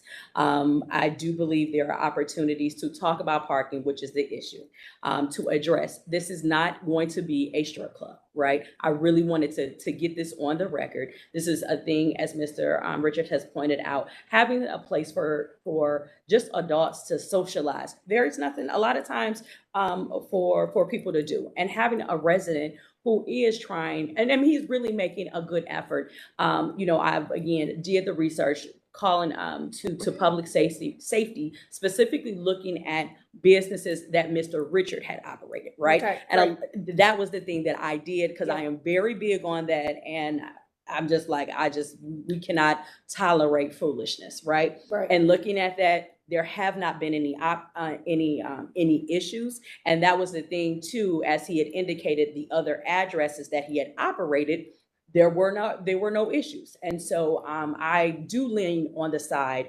of supporting people that want to be an actual team, supporting with the level of after-hour spots and a lot of foolishness going on literally right across the street from where he's proposing. It's going on right now. No one is saying anything. No one is doing anything about it. So I think we really have to get to a place to working with people, right? And one of the things I am, it really makes it tough when community members that say they have issues, but you never even said anything to my office. Like, do not do that. It's frustrating. It really is frustrating, and it's unfair to community members who are trying to do the right thing, right? So for St. Martin de Porres, for St. Vitus, if you have some issues, okay, we can talk about it, but it just does not leave a good taste in people's mouths when if you have a problem, we could talk about it in community. I am open, I walk, I come to different events, and for people to do that. And again, this has been an issue that has been going on because something like this happened 2 weeks ago when I wasn't in town. And I really wish community members would stop doing that. If you have a problem, adults need to talk. They need to talk. Exactly. City planning, the same thing. Have been involved, invited. So for them to come to say that they're supportive of it, where have you been? Why you ain't come to the community meeting that we have? So it's frustrating.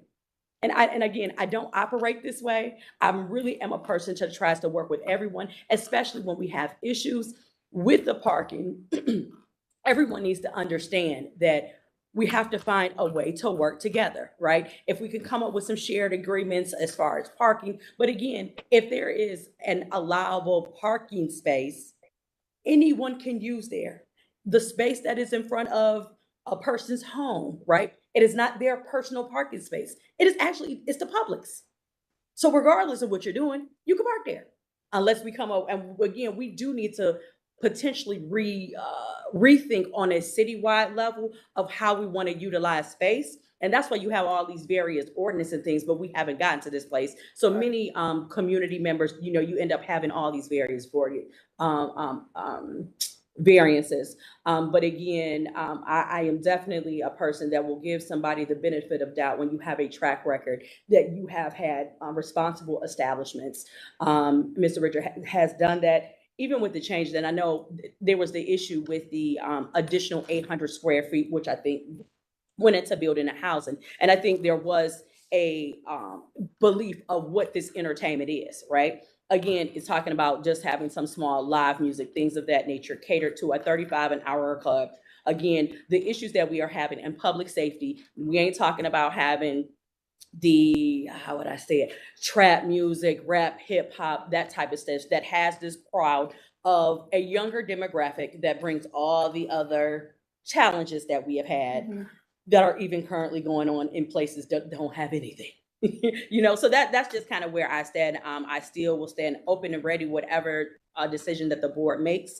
We will go from there. But I do think we have to give a bit of grace for people who are honestly, just trying to work and be in partnership with community and participate. And as we have disagreements, don't do surprises. Come and talk to me. My office is always open and willing to be in partnership so that we can come to have win-win solutions if it's possible, and go from there. Okay? Okay. Board, do you have any Madam questions for the councilwoman? I don't have a question for the councilwoman, but I do very much appreciate her testimony today on this matter. And I just want to follow up on one piece with regard to adult entertainment. So my understanding, and Mr. Riccardi can weigh in if he so chooses, is that if this establishment were to be used for adult entertainment, i.e. strip club, that a whole nother host of zoning variances would be needed. I think you can't have a strip club within a certain amount of feet next to a school, 1,000 feet or something like that. I don't know about the window requirements. There are all sorts of zoning requirements for adult entertainment that are not before us today and so that entertainment would not be approved. But if Mr. Riccardi can please weigh in there. I just want for the people in the room to be assured that this cannot be an adult entertainment facility because the variance would not, he does not have variances for that. Yes, this is Richard Riccardi. That would be a separate use. It is a separate use listed differently in the zoning code. And there are more zoning regulations that would go with that use. So it would be adjudicated differently and require a new permit. Thanks. Thank you for putting that on the record. And that's one of the things let's talk about what the issue is at hand. Let me ask you this. Yes. Are you at a point where you would want to request a postponement for a community meeting? Or do you want us to move forward? I would, at this point, again, because again, this is the other thing. People want stuff, but then they don't participate. You know what I'm saying? So I don't know if we're going to get to a different point. The issue, the biggest issue is around parking, right? Okay, right. People have asked, where are people going to park? They're going to have to park on the street. And this is an issue throughout the city. That is an issue around the issue. Certain neighborhoods more than others. Correct. Yes. That is going, I mean, and that is an issue. You see what I'm saying? So I mean, they're going to have to park on the street. Okay. So. Great. Okay, any other questions for the Councilwoman Board? Great, thank you so much for your time and coming in person. We really appreciate it. All right. Board, any other questions or comments? Okay, we've heard testimony, both pro and con. We've heard from the appellant and his architect. We have drawings as to the layout of the building, so the space is evident. We've heard from the neighbors. And we have a half a dozen of them present here this morning with us. And we've heard from the CDC and the final testimony from the councilwoman, in addition to city planning. And also from Building and Housing, Mr. Riccardi, and clarification from Ms. Kukla. So the bases have been covered, I think. This is a situation where conditions, you may feel that conditions need to be placed on this variance. And so I'm going to entertain a motion when you're ready.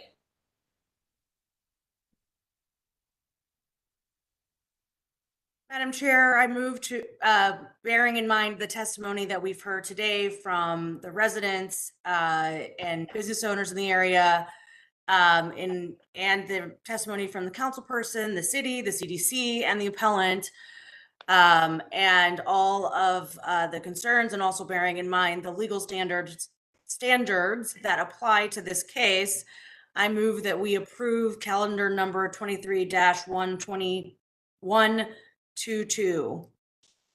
Thank you. Okay, do I have a second? Board Member Holzer, I second. Mr. Richards, before we move to the vote, I would like you to clarify the hours of operation for this facility, this new business. You're on mute, Thomas. I'm sorry. Yes. Yeah, I'm sorry. One other thing I would definitely like to reassure the area. This definitely will not be a strip club. I don't even approve of that type of behavior. So I just want to, I don't know where that came from, how that even arose, but I just want to, on my reputation as a man and how I was raised and brought up in the Christian community and a home, that definitely won't, will be something there. And just to affirm the hours of operation, I also was considering, I know we briefly we spoke about from 4 p.m. to 2 o'clock at a.m. On the weekdays, I'm considering those hours to 2 a.m. I'm considering that to be even less than shorter than that. The time frame that I may be looking at, what we was considering of my staff, maybe 12 noon to 1 on the weekdays. Just maybe on the weekends we'll do that time. But I'm thinking that because we're trying to get more involved with the food and things of that nature. So I think just to avoid, we want to avoid the riffraff in the area as well. We don't want to attract a certain type of crowd, and we know that after 2 a.m. is really when a lot of this stuff sparks up. And we are not in, we don't want any extra people. We know people are trying to sleep during the weekdays and different things of that nature. So we want to be in consideration with everybody. Like I said, we're here. If anyone, they could always talk to me and come and talk with us and have these discussions. We're here to comply because we understand and we want the same thing. We just want an opportunity to earn a living as everyone else. And we understand that this is a mixed use building. It's also with some commercial use and been that way for years. And we want to keep everything in response to the different people in the area as well as the diversity in the area. So we're all for it. All we need is someone to just talk with me. Mr. Richards, sorry to interrupt, but Sorry, I need to kind of I'm sorry. Go ahead. tone this down. Okay. What days do you plan to be open? To be honest, we had from Wednesday to Saturday. We had from Wednesday to Saturday. Nothing has changed from that point as of yet. And if you have the kitchen, you just mentioned opening at noon? No. I was saying closing. We was trying to close at 12 a.m. Or no later than 1 a.m. Well, it was proposed earlier that we were saying 2 a.m. But during the weekdays, I was thinking, maybe to 1 a.m. And what time did you want to open? Well, we wanted to open in from 4. We were saying from 4, but we also may be considering 6 o'clock. Okay. It just has been. This is very confusing. So I think for the court reporter's purposes too, and for the resolution that Ms. Kukla needs to draft, is weekdays. So you want to be open Wednesday through Saturday, and you want to be open during the weekday from noon to 1 a.m. No. And then weekends, you want to be open 4 p.m. to 2 a.m. No, ma'am. We already had it on the record from 4 p.m. from Monday to Saturday from 4 p.m. to 2 a.m. I was saying, but I was saying we was, we can leave it at that level at what it was 4 p.m. to 2 a.m. But I was saying during the weekday, I was considering my team. Well, we was considering closing earlier than that, but it don't have to change. That's something that we can work on as we get organized. But we definitely know it's from 4 p.m. Monday through Saturday. We're not open on Sundays. Okay, so Ms. Roca, I think a friendly amendment to the motion would be the hours of operation to be Wednesday through Saturday with opening at 4 p.m. And Mr. Richards, I think to be a good neighbor, that closing at 12 midnight, the days that you are open, would be prudent. Madam Chair, I actually think he said Monday through Saturday. He wants to be open every day of the week except Sunday. Is that correct, Mr. Richard? No, I didn't say Monday to what was proposed previously was Wednesday through Saturday. Okay. And is that what you want? Excuse me? Is that what you want, Wednesday through Saturday? That is what we were proposing, yes. Okay. Does that answer your question, Ms. Roca? Yes, I'm sorry. It just really. It's okay. I know. We've got to nail this down. So, Mr. Richards, the hours would be Wednesday through Saturday, 4 p.m. to 12 midnight. No, ma'am. 2 a.m. No, ma'am. No, I'm giving you a condition here. Are you comfortable with the 12 midnight all the days of your operation? Not on the weekends, no. So Friday and Saturday, 1? Fridays and Saturdays, I wanted to, that was the condition that we were saying that we would be from 2 a.m. Monday, Friday. That was the one that we was considering from 2 All a.m., right. but we were For close. the purpose of what we're doing here, I need to nail this down, sir. And I want you to consider that you want to be a good neighbor here. Yeah. That's why I'm only So- opening up, that's why I'm only considering the, the 4 days out of the week and this time that I'm trying to. I don't even know if I haven't talked to any neighbors in as far as what, trying to comply with all. I'm just being, just trying to be neighborly and give this hour. I don't even know if this is, in response to anything. I'm just trying to be, just trying to be, Thomas, what would be acceptable? Would Wednesday, Thursday be acceptable to close at midnight or 1 a.m.? as I previously Wait. stated, Go ahead. Monday, from Wednesday and Thursday, I would be considering, to close at a time of 12 a.m. Noon right. or 12. That would be considering that, yes. And then Friday and Saturday, 2 a.m. Correct.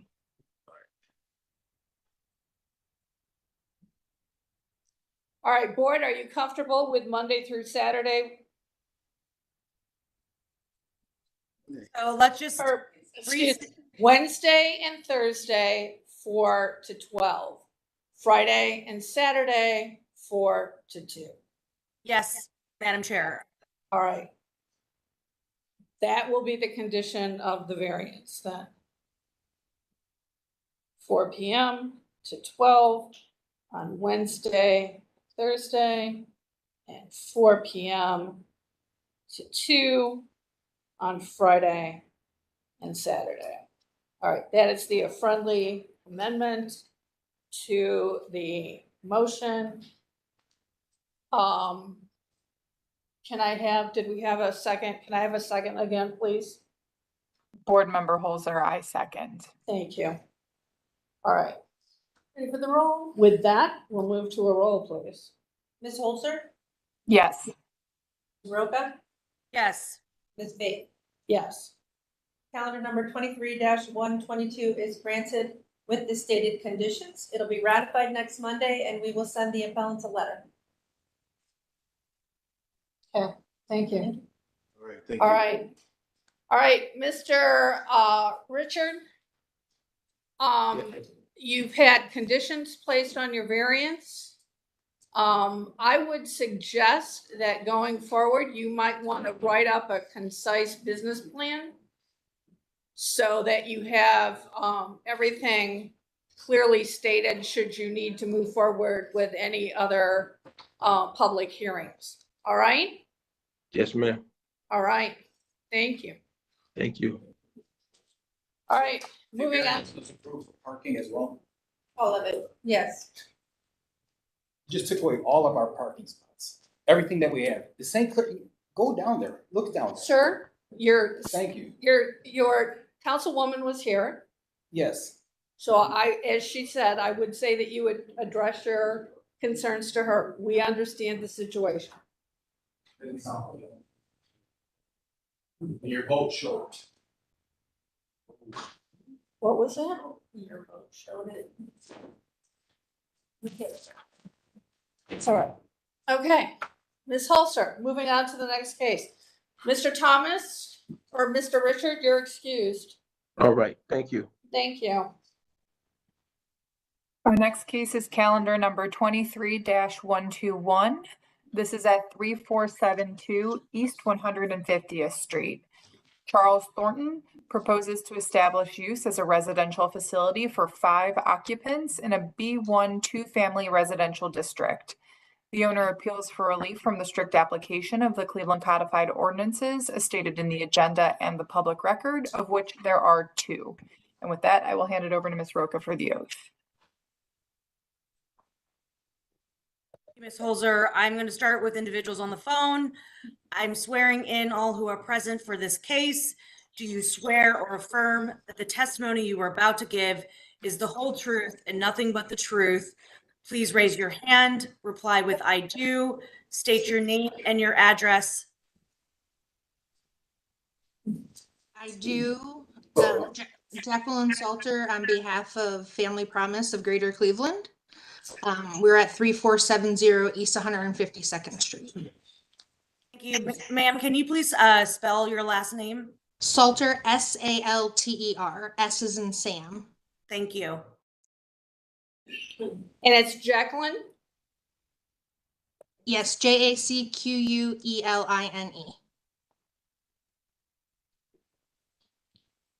Is there anyone else on the call? Okay, I will move to the individuals in the room. Do you swear or affirm that the testimony you are about to give is the whole truth and nothing but the truth? Please raise your hand, reply with I do, state your name and your address. 9816 Parkview Avenue, Garfield Heights, Ohio. We need your name, ma'am. Dolores Thornton. Dolores Thornton? Yes.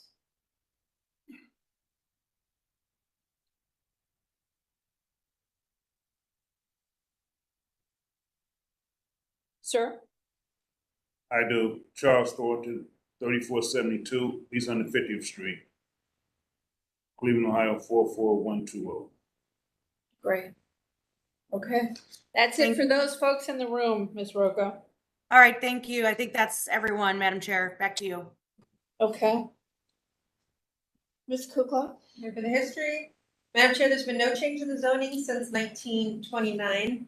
In our Records Administration Office, we found that in 1968, a permit was issued for interior alterations to a single family dwelling unit. And then in 1980, a permit was issued to erect a chain link fence. There are no variances on file and nothing of note in the more recent history. Thank you. Okay, legal standard, please. Thank you, Madam Chair, members of the board. Appellant is requesting a use variance and area variance from the minimum distance requirements of the zoning code. To obtain the use variance, appellant must prove that denying the request will result in an unnecessary hardship particular to the property such that there will be no economically feasible use of the property without the variance, will deprive the appellant of substantial property rights, and that granting the variance will not be contrary to the purpose and intent of the zoning code. To obtain the area variance, appellant must prove that denying the request will create a practical difficulty not generally shared by the other land or buildings in the same district, will deprive the appellant of substantial property rights, and that granting the variance will not be contrary to the purpose and intent of the zoning code. Great, thank you. Welcome. Okay. Mr. Thornton? Yes. You're gonna be the spokesperson? Yes. All right. Unfortunately. Okay, I just want to start off. I wrote this up for my wife, so she's a little nervous. I'm a little nervous too. This is just a little background. Don't be nervous. Okay, this is just a little background in Mount Pleasant neighborhood. My wife, she grew up on East 143rd Street at 3536, from 6 years old of age to 19 years old. She went to A.J. Wickoff Elementary, Hamilton Junior High, and Kennedy High School.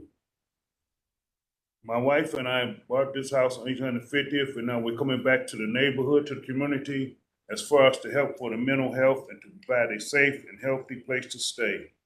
We have clothes drives and also pass out dinners once a month to the needy in our community. It would be appreciated to let us open not only for the people with mental health problems, but also for the families to have a peace of mind that their loved ones be taken care of as one of our own family members. We will live on the premises. We only have moderate residents that we put back into society to become productive citizens. I have a few letters here from family members that we have taken care of. They're stating the way we treat our people like family. And what else do I have here? Oh, we also collected signatures also, sorry, from the neighborhood. Give that to Ms. Kukla as well. Okay, all right. And that's basically. So board, we have a letter here from the Canaan Missionary Baptist Church.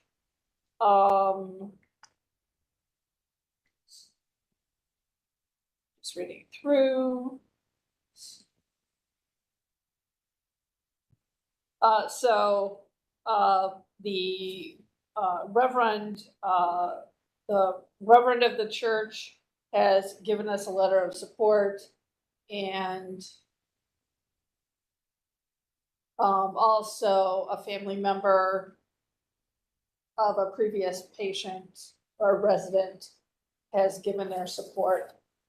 And then we have 2 of those from family members. How many signatures do you have on your petition? Well, it's only, I think, 14, but it's only 4 houses on our street. Okay. So we had to go across Kinsman to get some more signatures. But the Okay. people on the street signed it and said they were fine with it. There's only 4 houses on the street. It's a dead end street. It is a dead end street. Yes. Okay. All right. So we have 14 signatures on a petition, and you just heard him say that he had to cross Kinsman to get the signatures, and you can see on the map the location of the house. All right. Typically what we ask you is the specifics of the residents, the number, first of all, the number of the residents that you plan to have. How many do you plan to have? Well, we put in for 5, but it's only gonna be maybe 3 or 4 at the most. Because Okay. we have a bedroom also, it's only 5 bedrooms, so. Right. So it's not gonna be maybe 3 people. Okay. So we'll have You a say 4 at the maximum. most? Yeah, 4. 4 a at the ma- most. I'm Okay. sorry. We're gonna write it as 5 because I think that's your Yeah, that's what they limit. told me, I had to put down 5, but it's not gonna be 5. Yeah, so you'll have a max of 5 residents. Ages, gender. Older, we usually start at what, like 50? Okay, so residents are age 50 plus. Correct. Gender, Male, all male. all male. Yes, no females. What type of folks are these? Are they vets? Are they, We have veterans and we have, from the state also. okay, vets and from the state? I think you mentioned, mental health issues. Yes, just moderate, no severe, because a lot of group homes take in people that don't belong in group homes. And we've experienced that a lot. Yeah. And we don't take people like that. We just No. take moderate. They need- Most of our people, they work. Like I said, those letters are showing, the one guy, he's been playing the piano for the church for 5 years. Right, They're productive in society. We don't have them like laying around and. okay. Yeah. So they're No out, severe, no severe. they're out working during the day. Correct, correct. If they're not, they go to workshops or whatever, it's not, they're not laying around, not doing anything. Okay, do you, And they dress nice, they always clean, because I see a lot of them, they look like they live on the streets. right, We Which going is back sad. close for our people, Yes, we we do do. everything for them, we don't, they just normal people, that's how we treat them. okay, They go to our family, outings and everything with us. Our okay. family members know them and everything, so. And, do they take medication? Are you gonna be Yes. giving? I'm a medication passer. She Okay. is too, yes. Okay, so you will be giving medication. Yes, Yes. And we're you licensed for that. supply all the meals? Yes. Yes. 3 meals and a snack? Correct, correct. I mean, You get a actually lot more. of these. Yeah, okay, yeah, 3 meals, a snack, and then Yeah. more. Okay.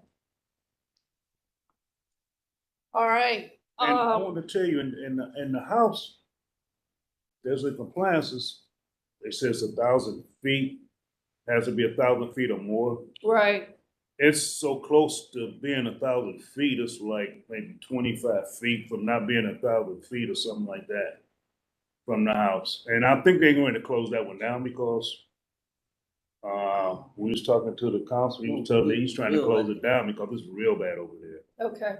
So did you have a letter of support from the council person? No, Okay, but you spoke to him? yes. Okay, all right. And we're looking, did we have the floor plan of the house up, Xavier? Okay. Walk us through the bedrooms. Bedroom, Joe. Okay, the I can see. front door, living room is right there. Side door, then the kitchen, there's a bedroom right there. Off from the kitchen, 9 by 12. Okay. And then on the other side of the kitchen is another bedroom, 11 by 10, and then upstairs, 3 bedrooms. Okay, so Right. one person per room then? Yes, oh, One yes, person per room? yes. Okay. All right, did we have that, the map?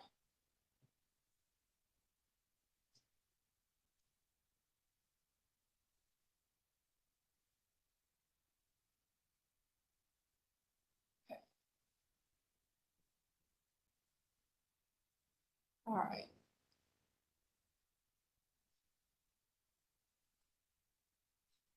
So you are just barely within the, Yes, correct, yes. all right. Board, any questions? Whoop, let me go to, Jacqueline, did you have any comments you want to make? No, I was really just trying to find out a little bit more information about the population that would be served. Because we are, if you look at that picture, we're on the other side of that parking lot. We're a family homeless shelter who predominantly serves single mothers ages 18 to 24. Okay. We're just wanting to make sure that there would be no conflict of interest in terms of the populations we're serving. And are you comfortable with that? Yeah, I think it's a great, I think it's great that that service will be offered to individuals in the community. Great, thank you. Okay. Board, any questions or comments? Madam Chair, I just want to confirm that it's going to be one person, one resident to a room. There'll be no shared rooms. Did I hear that correctly? That's Yes. correct. Okay. Thank you. City planning? City of Bay, representing city planning, we recommend approval based off of this is gonna be owner occupied, they have tons of support from their nearby residents. And they're right, almost right outside the distance from another residential facility that's on about, east 147. It's like in the distance, just from their location, so we recommend approval based on those minutes. Okay, and we also have positive comment from a nearby home for the single young women that are mothers. Anything else? I'll entertain a motion then.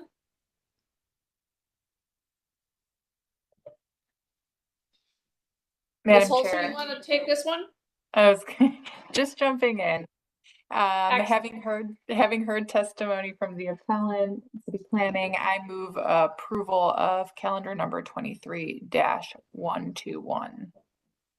Ms. Roca for the second. Madam Chair, I second. Excellent. Ms. Kukla, the roll, please. Thank you. Ms. Roca? Yes. Ms. Holzer? Yes. Ms. Bates? Yes.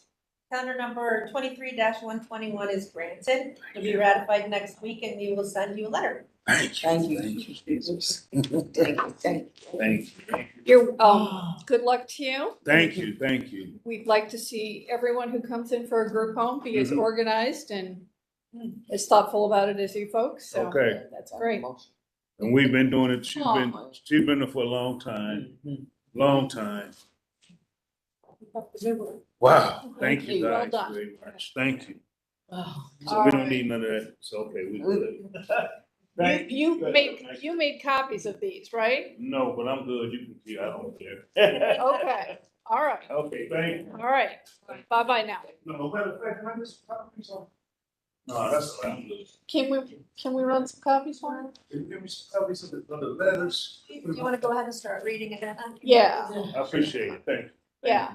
I feel like just in case, you should probably have those in Yeah, your in our file. files, correct. Okay. Thank you. So Thank you we're so much. we're able to do that for you. Thank you so much. Okay, Ms. Holzer. Our next case is calendar number 23-124. This is at 16722 Miles Avenue. Martin Manassian, I apologize, I hope I didn't butcher anyone's last name, proposes to establish use as auto repair shop in a residence industry zoning district. The owner appeals for relief from the strict application of the Cleveland Codified Ordinances as stated in the agenda and the public record, of which there is one. And with that, I will hand it over to Ms. Roca for the oath. Thank you, Ms. Holzer. I'm going to start with individuals on the phone. I'm swearing in all who are present for this case. Do you swear or affirm that the testimony you are about to give is the whole truth and nothing but the truth? Please raise your hand, reply with I do, state your name and your address. I think we just have the appellant in person here. That's all we Okay, have. perfect. We'll go with you in the room then. If you just would like to reply with I do, state your name and spell it for the court reporter, your last name, and state your address. Hello, I do. My name is Martin Minassian. My address is 16722 Miles Avenue, Cleveland, Ohio, 44128. Can you please spell your last name, sir? Minassyan. Minassian. And first Thank name you. is Martin, Martun. Thank you. Back to you, Madam Chair.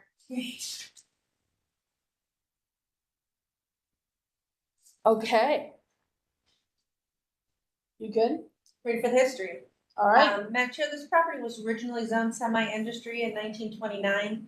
In 2007, excuse me, 2007, it was changed to Residence Industry District. In our Records Administration Office, we found that in 1953, a permit was issued to construct a 100 by 50-foot cement block light manufacturing building. In 1968, there was an addition made to the property for office use. There are no variances on file and nothing of note in the more recent history. Thank you. Okay, we'll go to legal standard, please. Thank you, Madam Chair, members of the board. Appellant is requesting use variance and an area variance from the minimum distance requirements of the zoning code. To obtain the use variance, appellant must prove that denying the request will result in an unnecessary hardship particular to the property, such that there will be no economically feasible use of the property without the variance, will deprive the appellant of substantial property rights, and that granting the variance will not be contrary to the purpose and intent of the zoning code. To obtain the area variance, appellant must prove that denying the request will create a practical difficulty not generally shared by other land or buildings in the same district, will deprive the appellant of substantial property rights, and that granting the variance will not be contrary to the purpose and intent of the zoning code. Excellent, thank you. All right, sir. You're on. You get to tell us what you'd like to do. Okay, I'm sorry first, maybe my English not gonna be like perfect like previous ones because the English my third language, but I will try to be What is like your first language? Armenian. Armenian, Yes, okay. I'm from Armenia, but I live in the United States about 23 years. Okay. So I bought a building in 2015.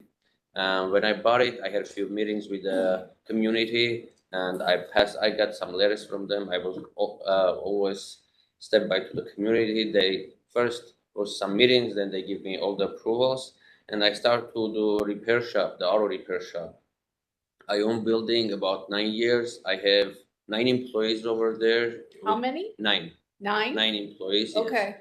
And also my company, I have 2 company. One of my company own the building, and my second company is the Deluxe, the auto repair shop. And if you Google, you will see I'm one of the toppest auto repair shop in the neighborhood, and always standing with the community. And I don't know, maybe I'm wrong. I did kind of like measure like from the building to the another side, because next to me there is like just kind of empty, like nothing over there. And I measure it. I don't see like any like the closest one, which is like cross of the street, it's just empty lot. So which is says like it to be 100 feet away from the residential areas, but it's like more because I don't see any. There is no like any I think townhouse or something, but maybe I'm wrong. So I'm here to see like. I Well, don't know. that's what you got written up for, and we'll have city planning weigh in on that. So we have your site plan here. Give us a breakdown. Are you doing, what kind of auto repair are you doing?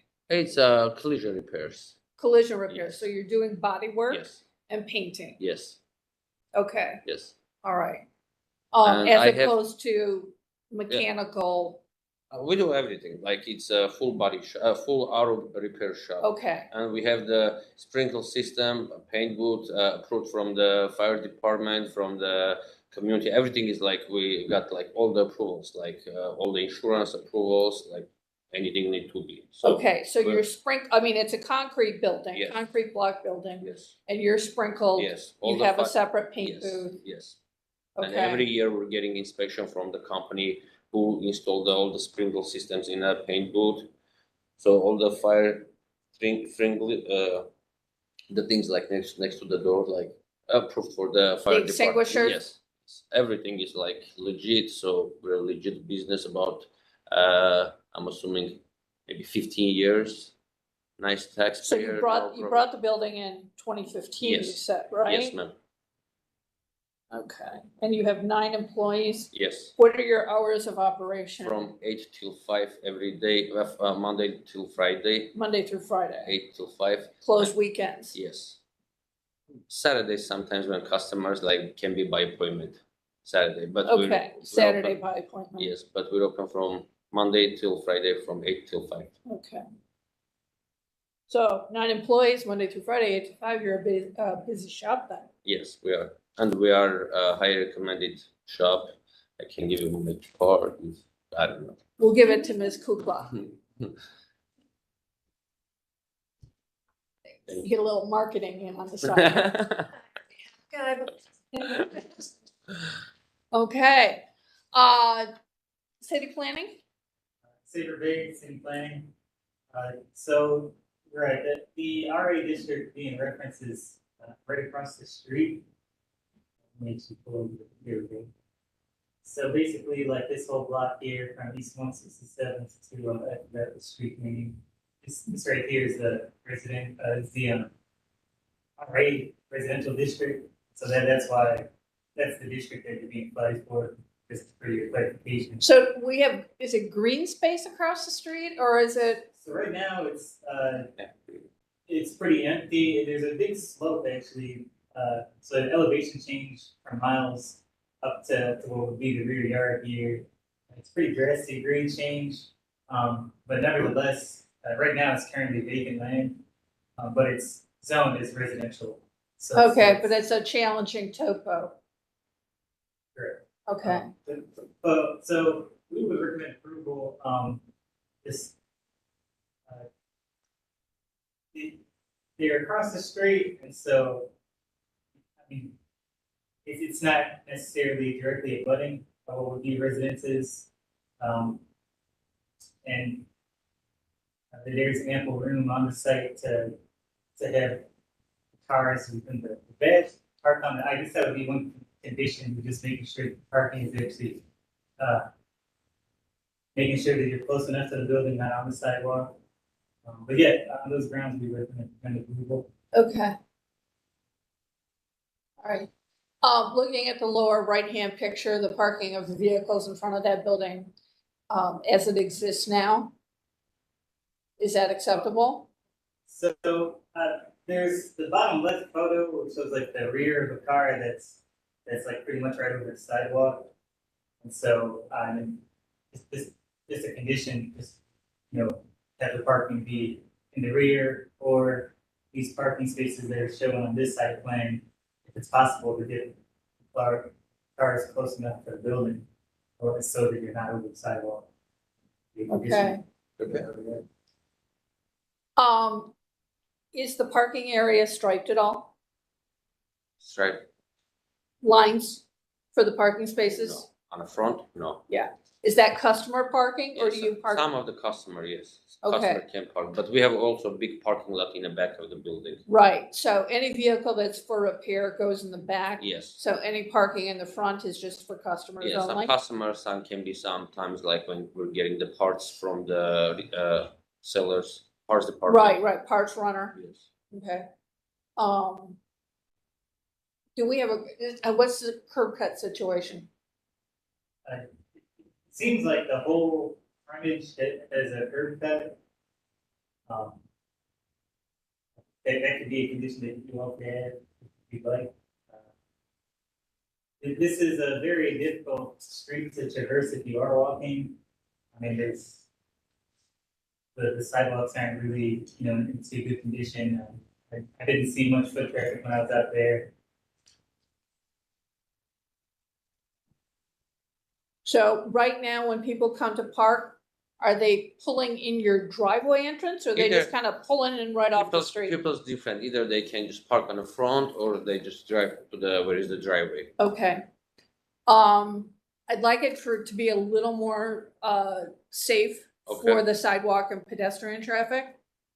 So, I'd like you to stripe the parking places.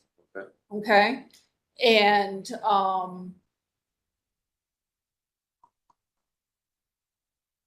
can they get to the parking places by the existing curb cut, Xavier? Continuous curb cut across the front. It's continuous across the front. Yeah. Okay, all right. All right. All right, so let's stripe the parking places so people know that that's where they have to park. Okay. And, maybe you can set up another parking spot on the side of the building for the parks runner, Okay. okay? So that it's clear that that's customer parking only, Okay. all right? Did we have a case with a house on that street that's just on the other side? I feel like that curved street with that sloping land behind it was something that we had before us. I don't remember. Okay, all right. Just in the event that that land across the street from you ever does get developed, but it's a challenging slope, so probably won't. Okay, any questions or comments from the board? Madam Chair, I'll just reiterate to the appellant, unfortunately, Miles doesn't appear to be a very pedestrian friendly street. But to the extent that pedestrians are using it, to keep the cars in the front of the business off the sidewalk, would be my one comment.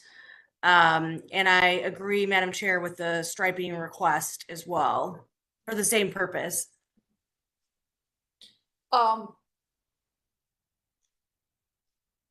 We're right by Lee. Xavier, does that fall in the high crash intersection, the high crash zone? I'm not aware. I feel like, do you know if it does? No. I feel like it does, there at Lee and Miles. But we don't know. Okay, so that'll be the condition. We're gonna ask you to stripe that and, at this point, just go on good faith that you're gonna keep any vehicles off the sidewalk. I want you to be really cognizant of that, going forward. Okay. Because I feel like that may be a targeted area, that might have some, redevelopment work upcoming. Okay, we can't remember that for sure at this moment, but, I feel like that might be, so, all right, so that'll be the condition. I'll entertain a motion, Ms. Holzer, you wanna take this one since Ms. Roca's done some heavy lifting today? Sure thing. And I want to make sure that I have my conditions. We had striping. Right. That's really the only one. We're gonna trust the gentleman with his booming business to do what we're asking him to. In good Great. faith. Having heard testimony from the appellant, city planning, I move approval of calendar number 23-124, and again with that striping condition added in. And what you Madam may do. Chair. Oh, go ahead, sorry. Our Oh, I was second. gonna second. Thank you, Ms. Roca, for the second. Okay.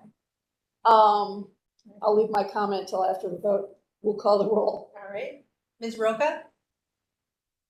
Yes. Ms. Holzer? Yes. Ms. Faith? Yes.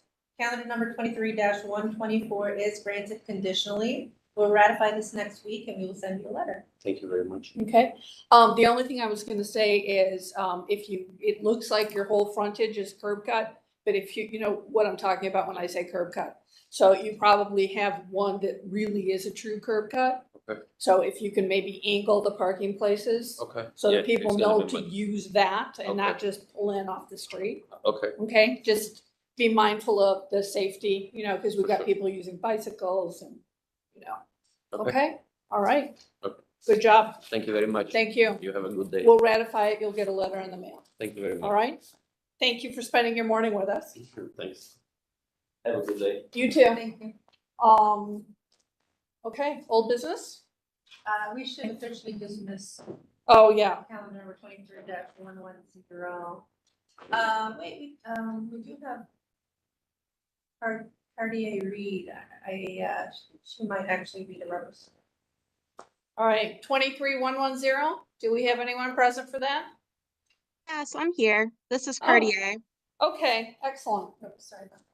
It was Didn't want to miss you.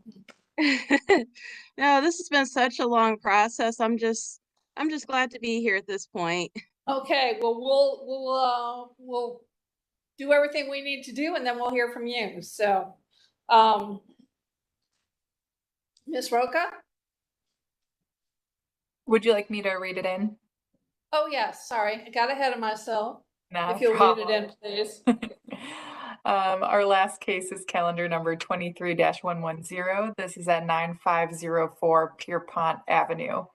Aqua Diamond Properties LLC owner proposes to change the use of a residential structure from a two-family dwelling to a three-family dwelling in a B1 two-family residential district. The owner appeals for relief from the strict application of the Cleveland Codified Ordinances as stated in the agenda and the public record, of which there are 3. This case was originally postponed from July 10th to allow time for the appellant to prepare a response to the res judicata finding. And with that, I will hand it over to Ms. Roca for the oath. Great, thank you.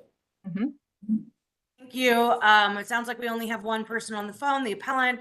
I am swearing in all who are present for this case. Do you swear or affirm that the testimony you are about to give is the whole truth and nothing but the truth? Please raise your hand, reply with I do, state your name, if you could spell your last name for the record, and state your address, please.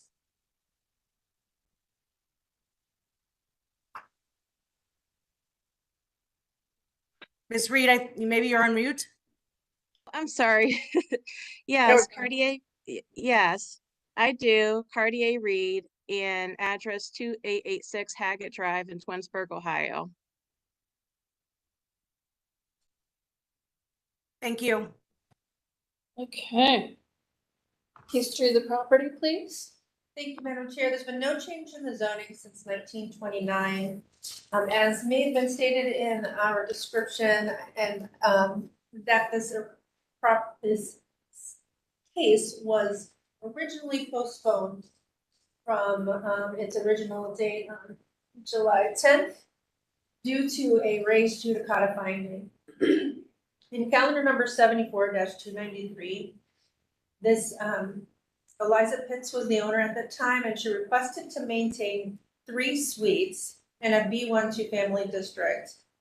Said lot not being 4,800 square feet, which was required for 2 families on the lot at that time, and the interior side yard requested was 3 feet instead of 8 feet, as was required in the original zoning. Again, the variance was denied due to the following facts.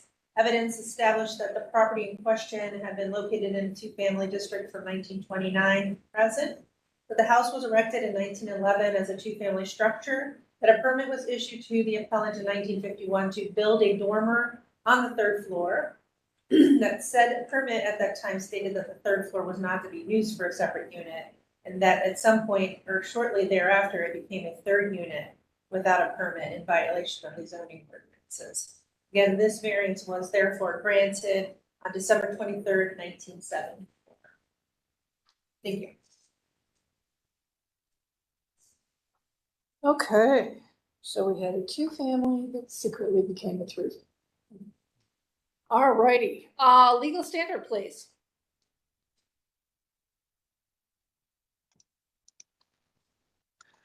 Thank you. Madam Chair, members of the board, appellant is requesting a use variance and an area variance from the minimum lot area requirements of the zoning code. To obtain the use variance, appellant must prove that denying the request will result in an unnecessary hardship particular to the property, such that there will be no economically feasible use of the property without the variance, will deprive the appellant of substantial property rights, and that granting the variance will not be contrary to the purpose and intent of the zoning code. To obtain the area variance, appellant must prove that denying the request will create a practical difficulty not generally shared by other land or building in the same district, will deprive the appellant of substantial property rights, and that granting the variance will not be contrary to the purpose of intent of the zoning code. It's also important to note, as stated earlier, board may not have jurisdiction to even grant this variance because the requirements of section 33703C do not appear to have been met, and that the application may be barred by res judicata.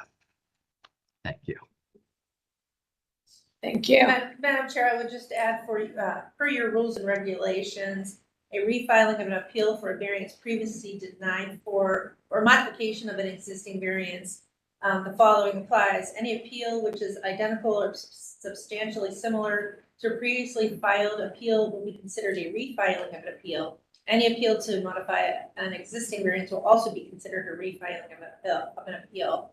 The board will dismiss any refiling of an appeal for a variance as res judicata unless the appellant demonstrates a basis that would prevent the application of res judicata, including substantially changed circumstances, substantial new relevant evidence that was not available at the hearing on the prior appeal, or that the application of res judicata would create manifest injustice.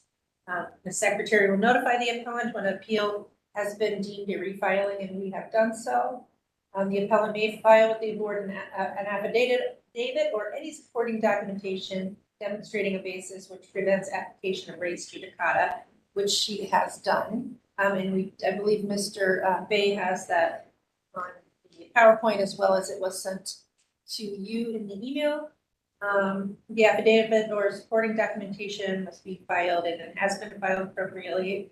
The board may dismiss the appeal if the appellant fails to submit the affidavit or any supporting documentation. And again, in this case, we have received the information timely. Okay. And that's all that I have. All right. Okay, so we'll move forward. So Ms. Reed, would you like to tell us what the situation is here? Yes, I would love to. So I actually purchased this house back in December of 2022. And it was advertised to me that this was a triplex and I could use this for a 3-family home. And under that impression, I bought the property. And as of this past March is when I became knowledgeable that I cannot use this as a 3-unit in the city of Cleveland. And I've been going through this process the last several months. And so here I am today trying to rectify the situation at this point. So it was listed as a 3-family? It was. Okay. So I'm looking at the pictures. They're on the screen, Madam Chair. And they're also on this screen. So are there 3 meters? There's like 3 gas meters, but 2 electrical meters. Okay. And I just wanted to point out, like, I am all about safety and applying the code. You know, the main thing that I heard from the city is that there has to be 2 ways of egress, you know, for someone to come out or, you know, get out of the house if there's a fire. So the structure does have that. Can you go back to pictures of egress for me?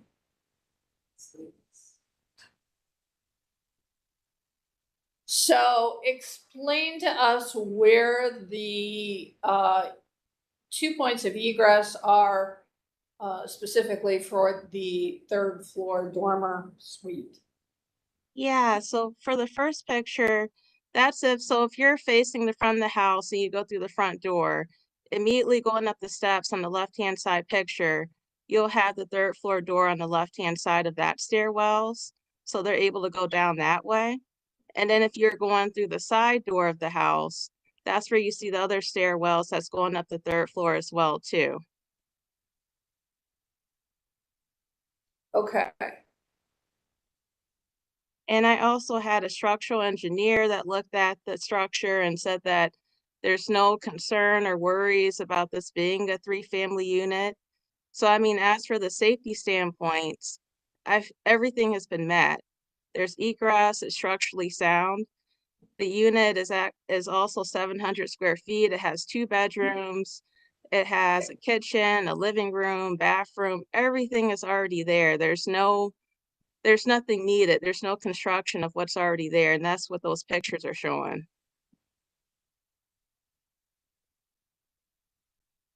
Okay. Board questions? I do have a procedural question with respect to the res judicata situation. We have to show, excuse me, not we, the appellant has to show substantially changed circumstances to meet that standard. So I think we need more testimony on how this is different than the variance that was already denied to make this a 3-family dwelling. Yeah, so actually I did my research. There's a school that was recently built in 2015 right at the end of Pierpont Avenue. So, I mean, there's been a whole lot of change. The neighborhood has a whole lot of children and families. The school is literally right there. So Pierpont, 9504 Pierpont is right on the left-hand side.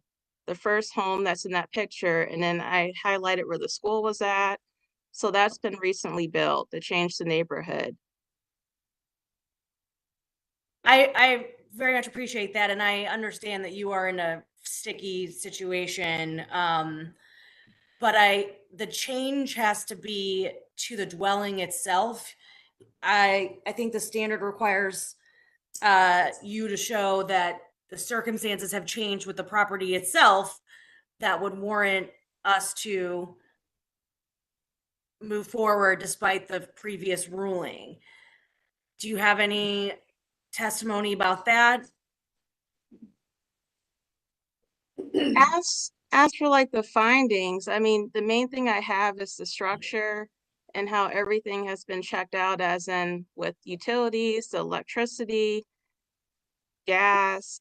I mean, everything has checked out to be fine.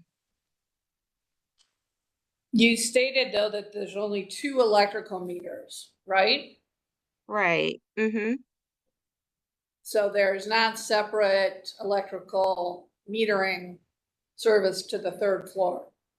Right. And now that you mentioned that, that was actually how I found out that this triplex isn't legal with the city.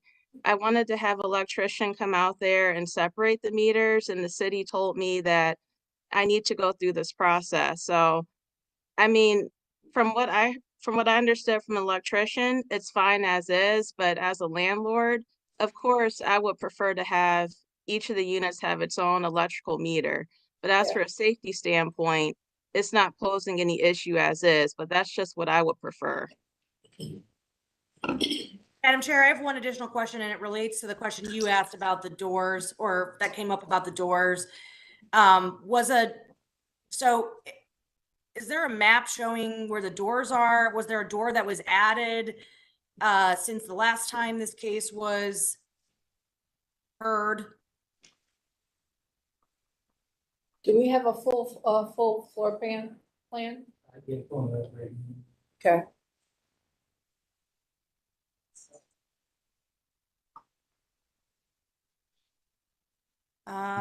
So I see the windows, just not seeing. Oh, okay. I think that's the 1st or 2nd floor unit. I think we have to keep going down. I did a floor plan for the 3rd floor too. But the door should be on the 1st floor to get to the 3rd floor. right? Oh, right, yes. Yeah, so I'm talking about doors to the exterior of the house.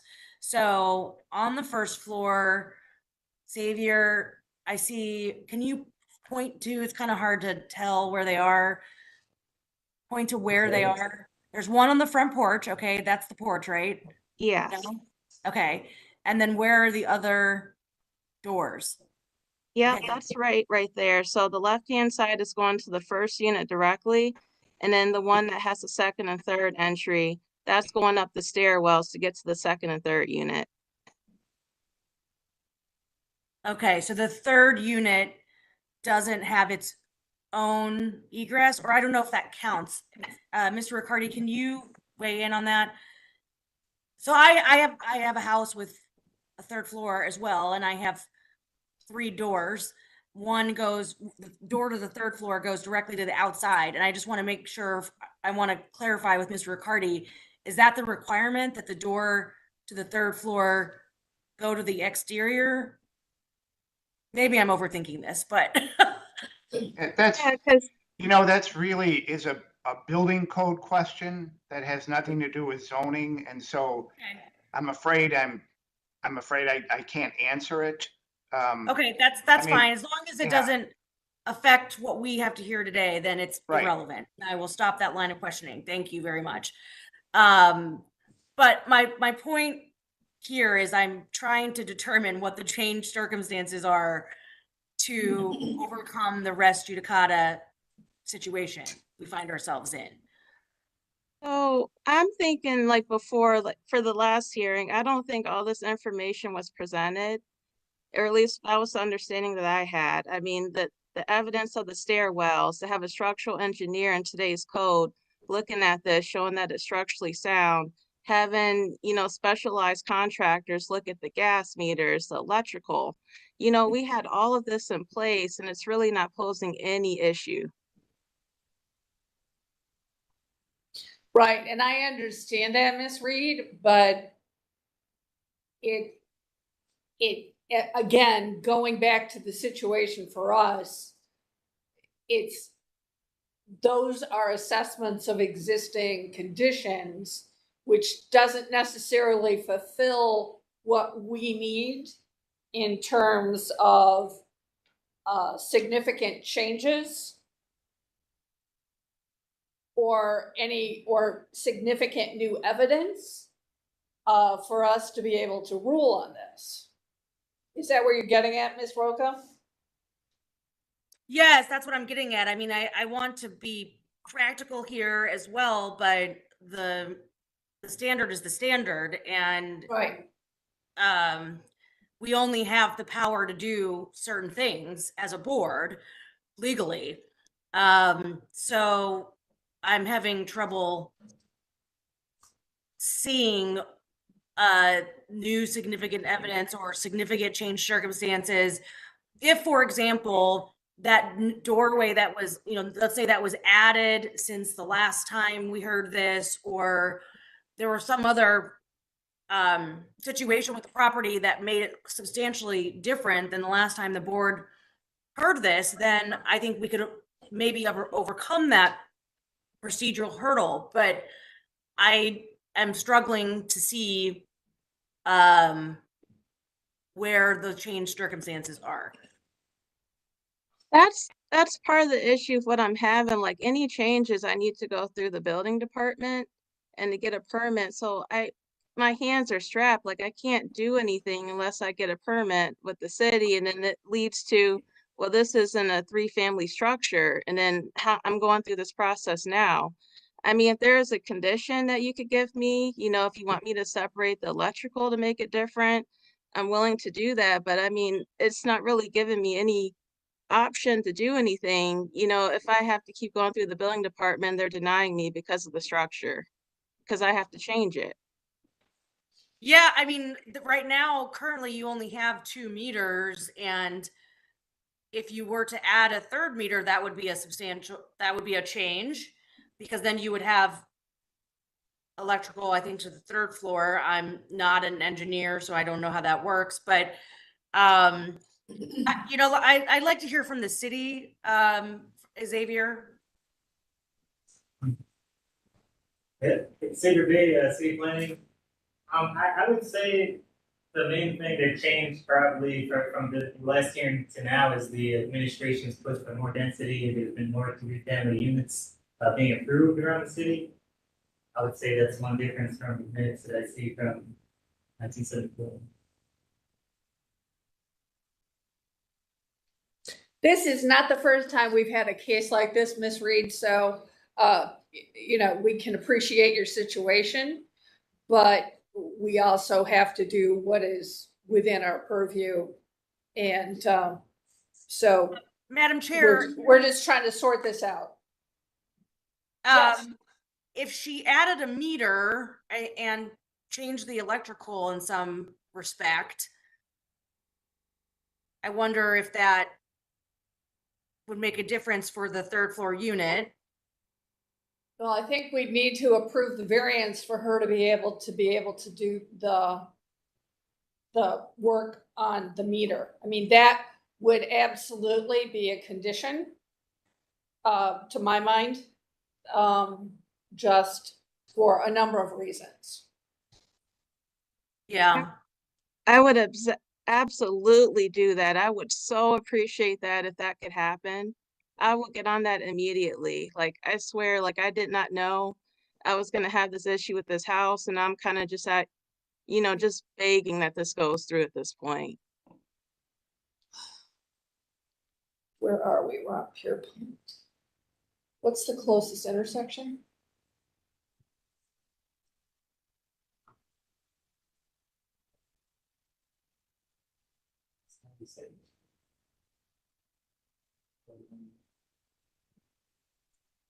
And what's the other? Sorry, this is East 99th Street, and then this is East 92nd. Okay. You mean the main road? Yeah. Sorry.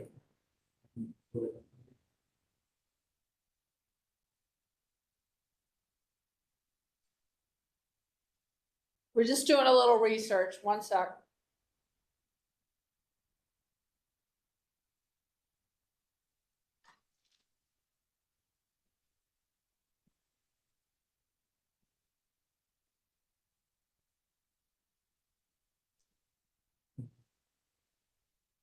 East 105th Street. And East Boulevard, which is really close to Martin Luther King Road. Okay. And I see Jason put his hand up as well. Okay. Jason, do you have your hand up? Yes, Madam Chair, members of the Yes. board. Just even if you get past the res judicata issue, you still have the issue of your jurisdiction, which is with 337.03C that only permits you to allow a special permit for the remodeling if it follows certain conditions. And one of the conditions it doesn't meet is, since it's in a B1 two-family residential district, it requires 2,400 square feet per dwelling unit, which is 7,200 square feet for 3 dwelling units, when the proposed is 4,400 square feet total. So that's, I believe, the original reason it was denied, and that still would be a barrier to you folks of granting any special permission. Yeah. Thank you. Good point, Jason. Thank you. Madam Chair, I just have a question. Thank you, Jason. I appreciate you clarifying both those things. It looks to me that we don't have jurisdiction. So my question is to Xavier, is there anything that the appellant can work with the city on to, with regard to the zoning for this? Can she change her plans in a certain way to make the zoning so she doesn't need a variance? I don't know. I'm just trying to find a work. Right, exactly. A way forward for her. Right, yeah. So it seems like mainly the lot, like the size of the lot is the main barrier that she's running into here. So I guess if there were land to come available nearby to allow for a lot consolidation, that would be the only thing that I would see to help her in this situation. Yeah, I can't. And there's not, is there? No, it's pretty dense over here. I don't see much potential for that. And it's already got dormers on it. That's not gonna extend anything. You can't add on exterior square footage, like a deck with stairs on the back isn't gonna do anything. Rezoning to multifamily could also. Yeah. Okay. Be the council person would have to agree, and legislation would have to be passed, so on and so forth. I believe that might be her only path forward. I think so, yep. I'm just, I mean, looking at the house and its situation, there's no way to expand the lot reasonably. Unless somebody else wants to sell next door. So I think we're limited to referring to city council for her to try and approach a rezoning. Yeah, I just want to make sure that Pellin understands. Ms. Reed, do you understand this line of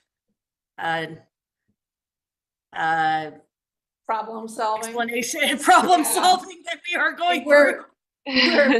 We're trying to walk through any option we can that is within our purview and our ability to try and mitigate this situation for you, but we're not coming up with anything.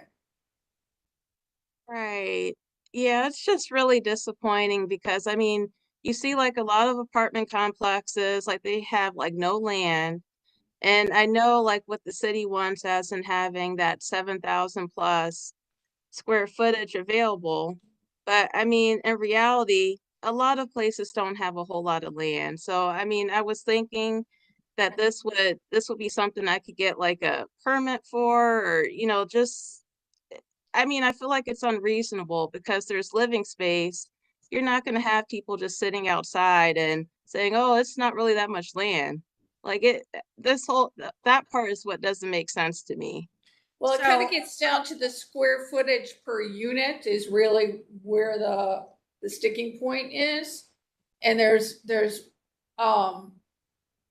and looking at this, I mean,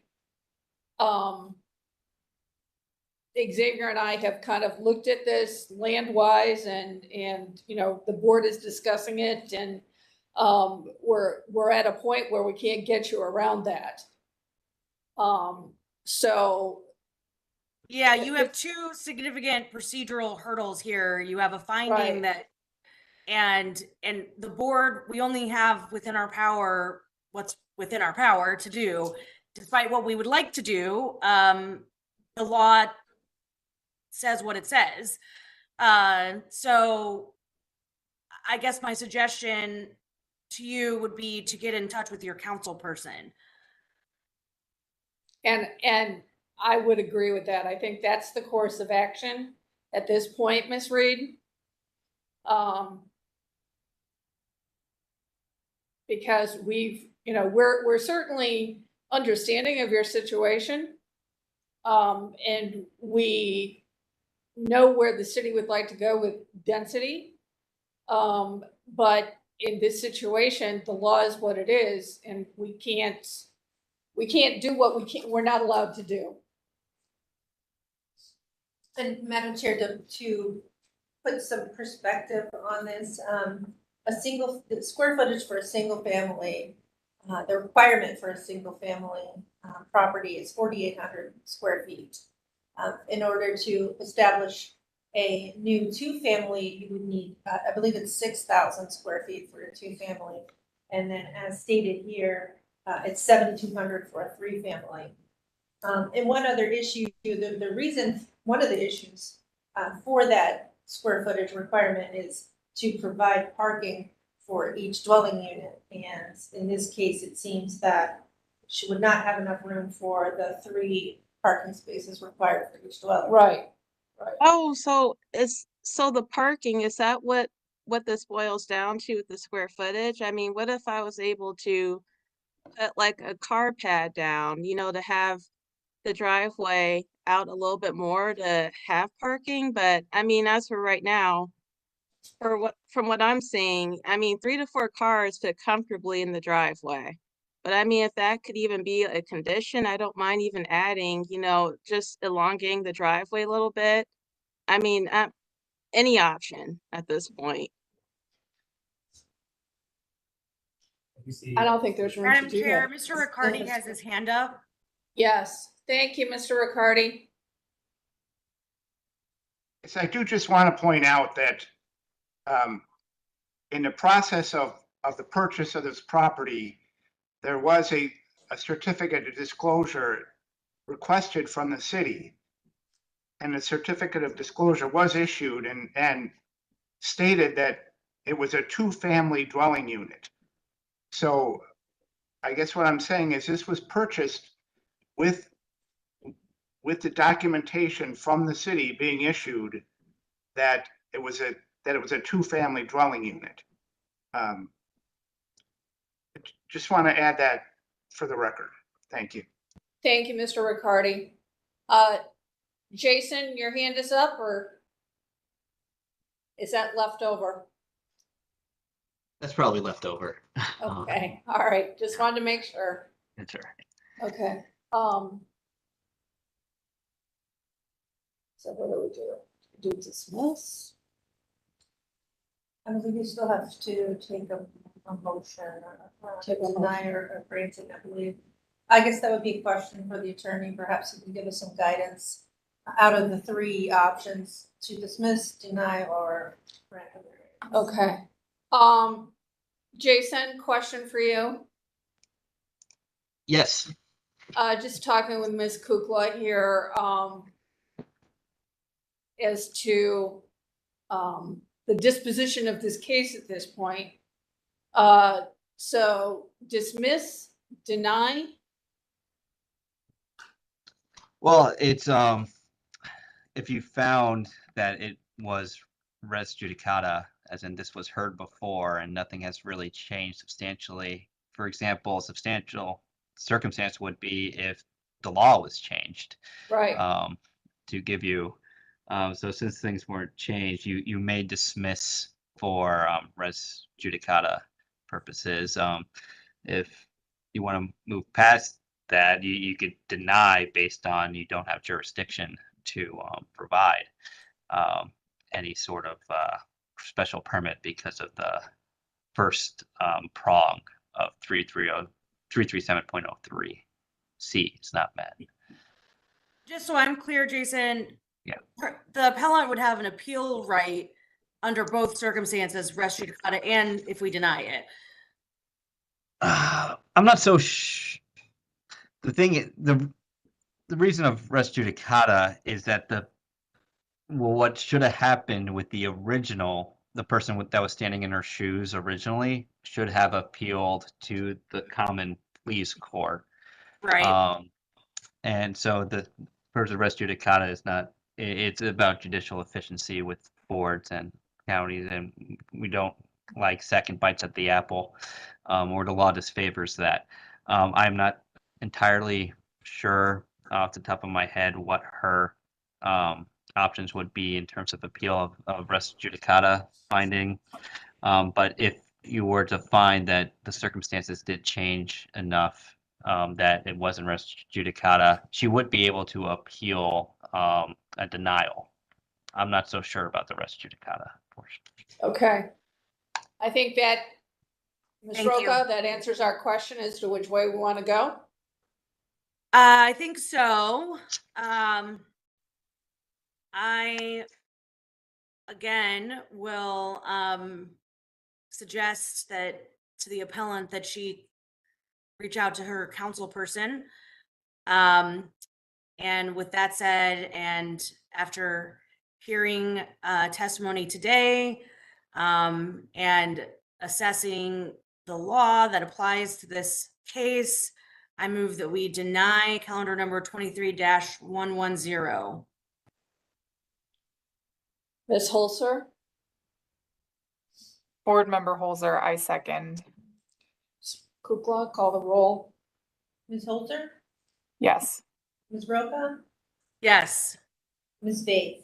Yes. Calendar number 23-110 is denied. This decision will be ratified next week and we will send the appellants a letter.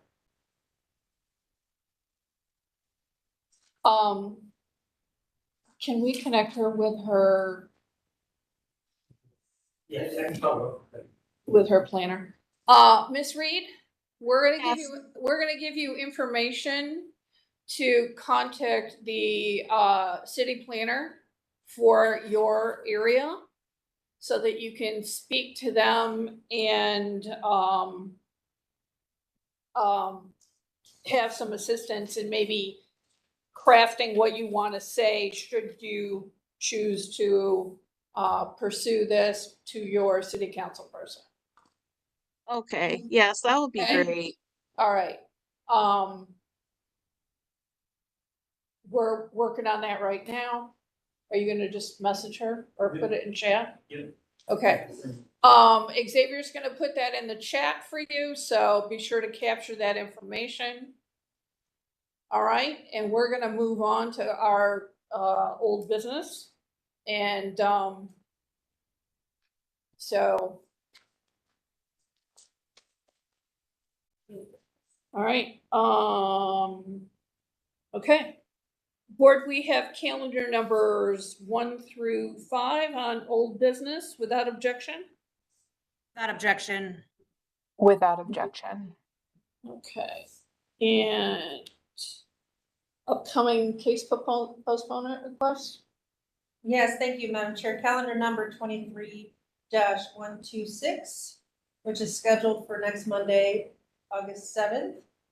The owner of the property contacted us as he was not aware that the tenant is requesting to change the use of the property.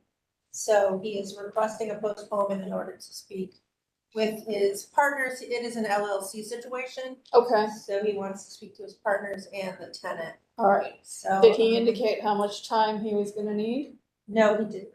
All right, what do we have for him? So a month would be into September. First week in September is Labor Day, so September 11th, September 18th. Let's go to the 18th then. Thank you. All right, so we're gonna postpone that to September 18th. Anything else? That is it. That's all I have. Okay. Board, anything else? No. Motion to adjourn then? So moved. Thank you. All right, that's a wrap for today. Thanks, everybody. Thanks. Thank you. Thank you.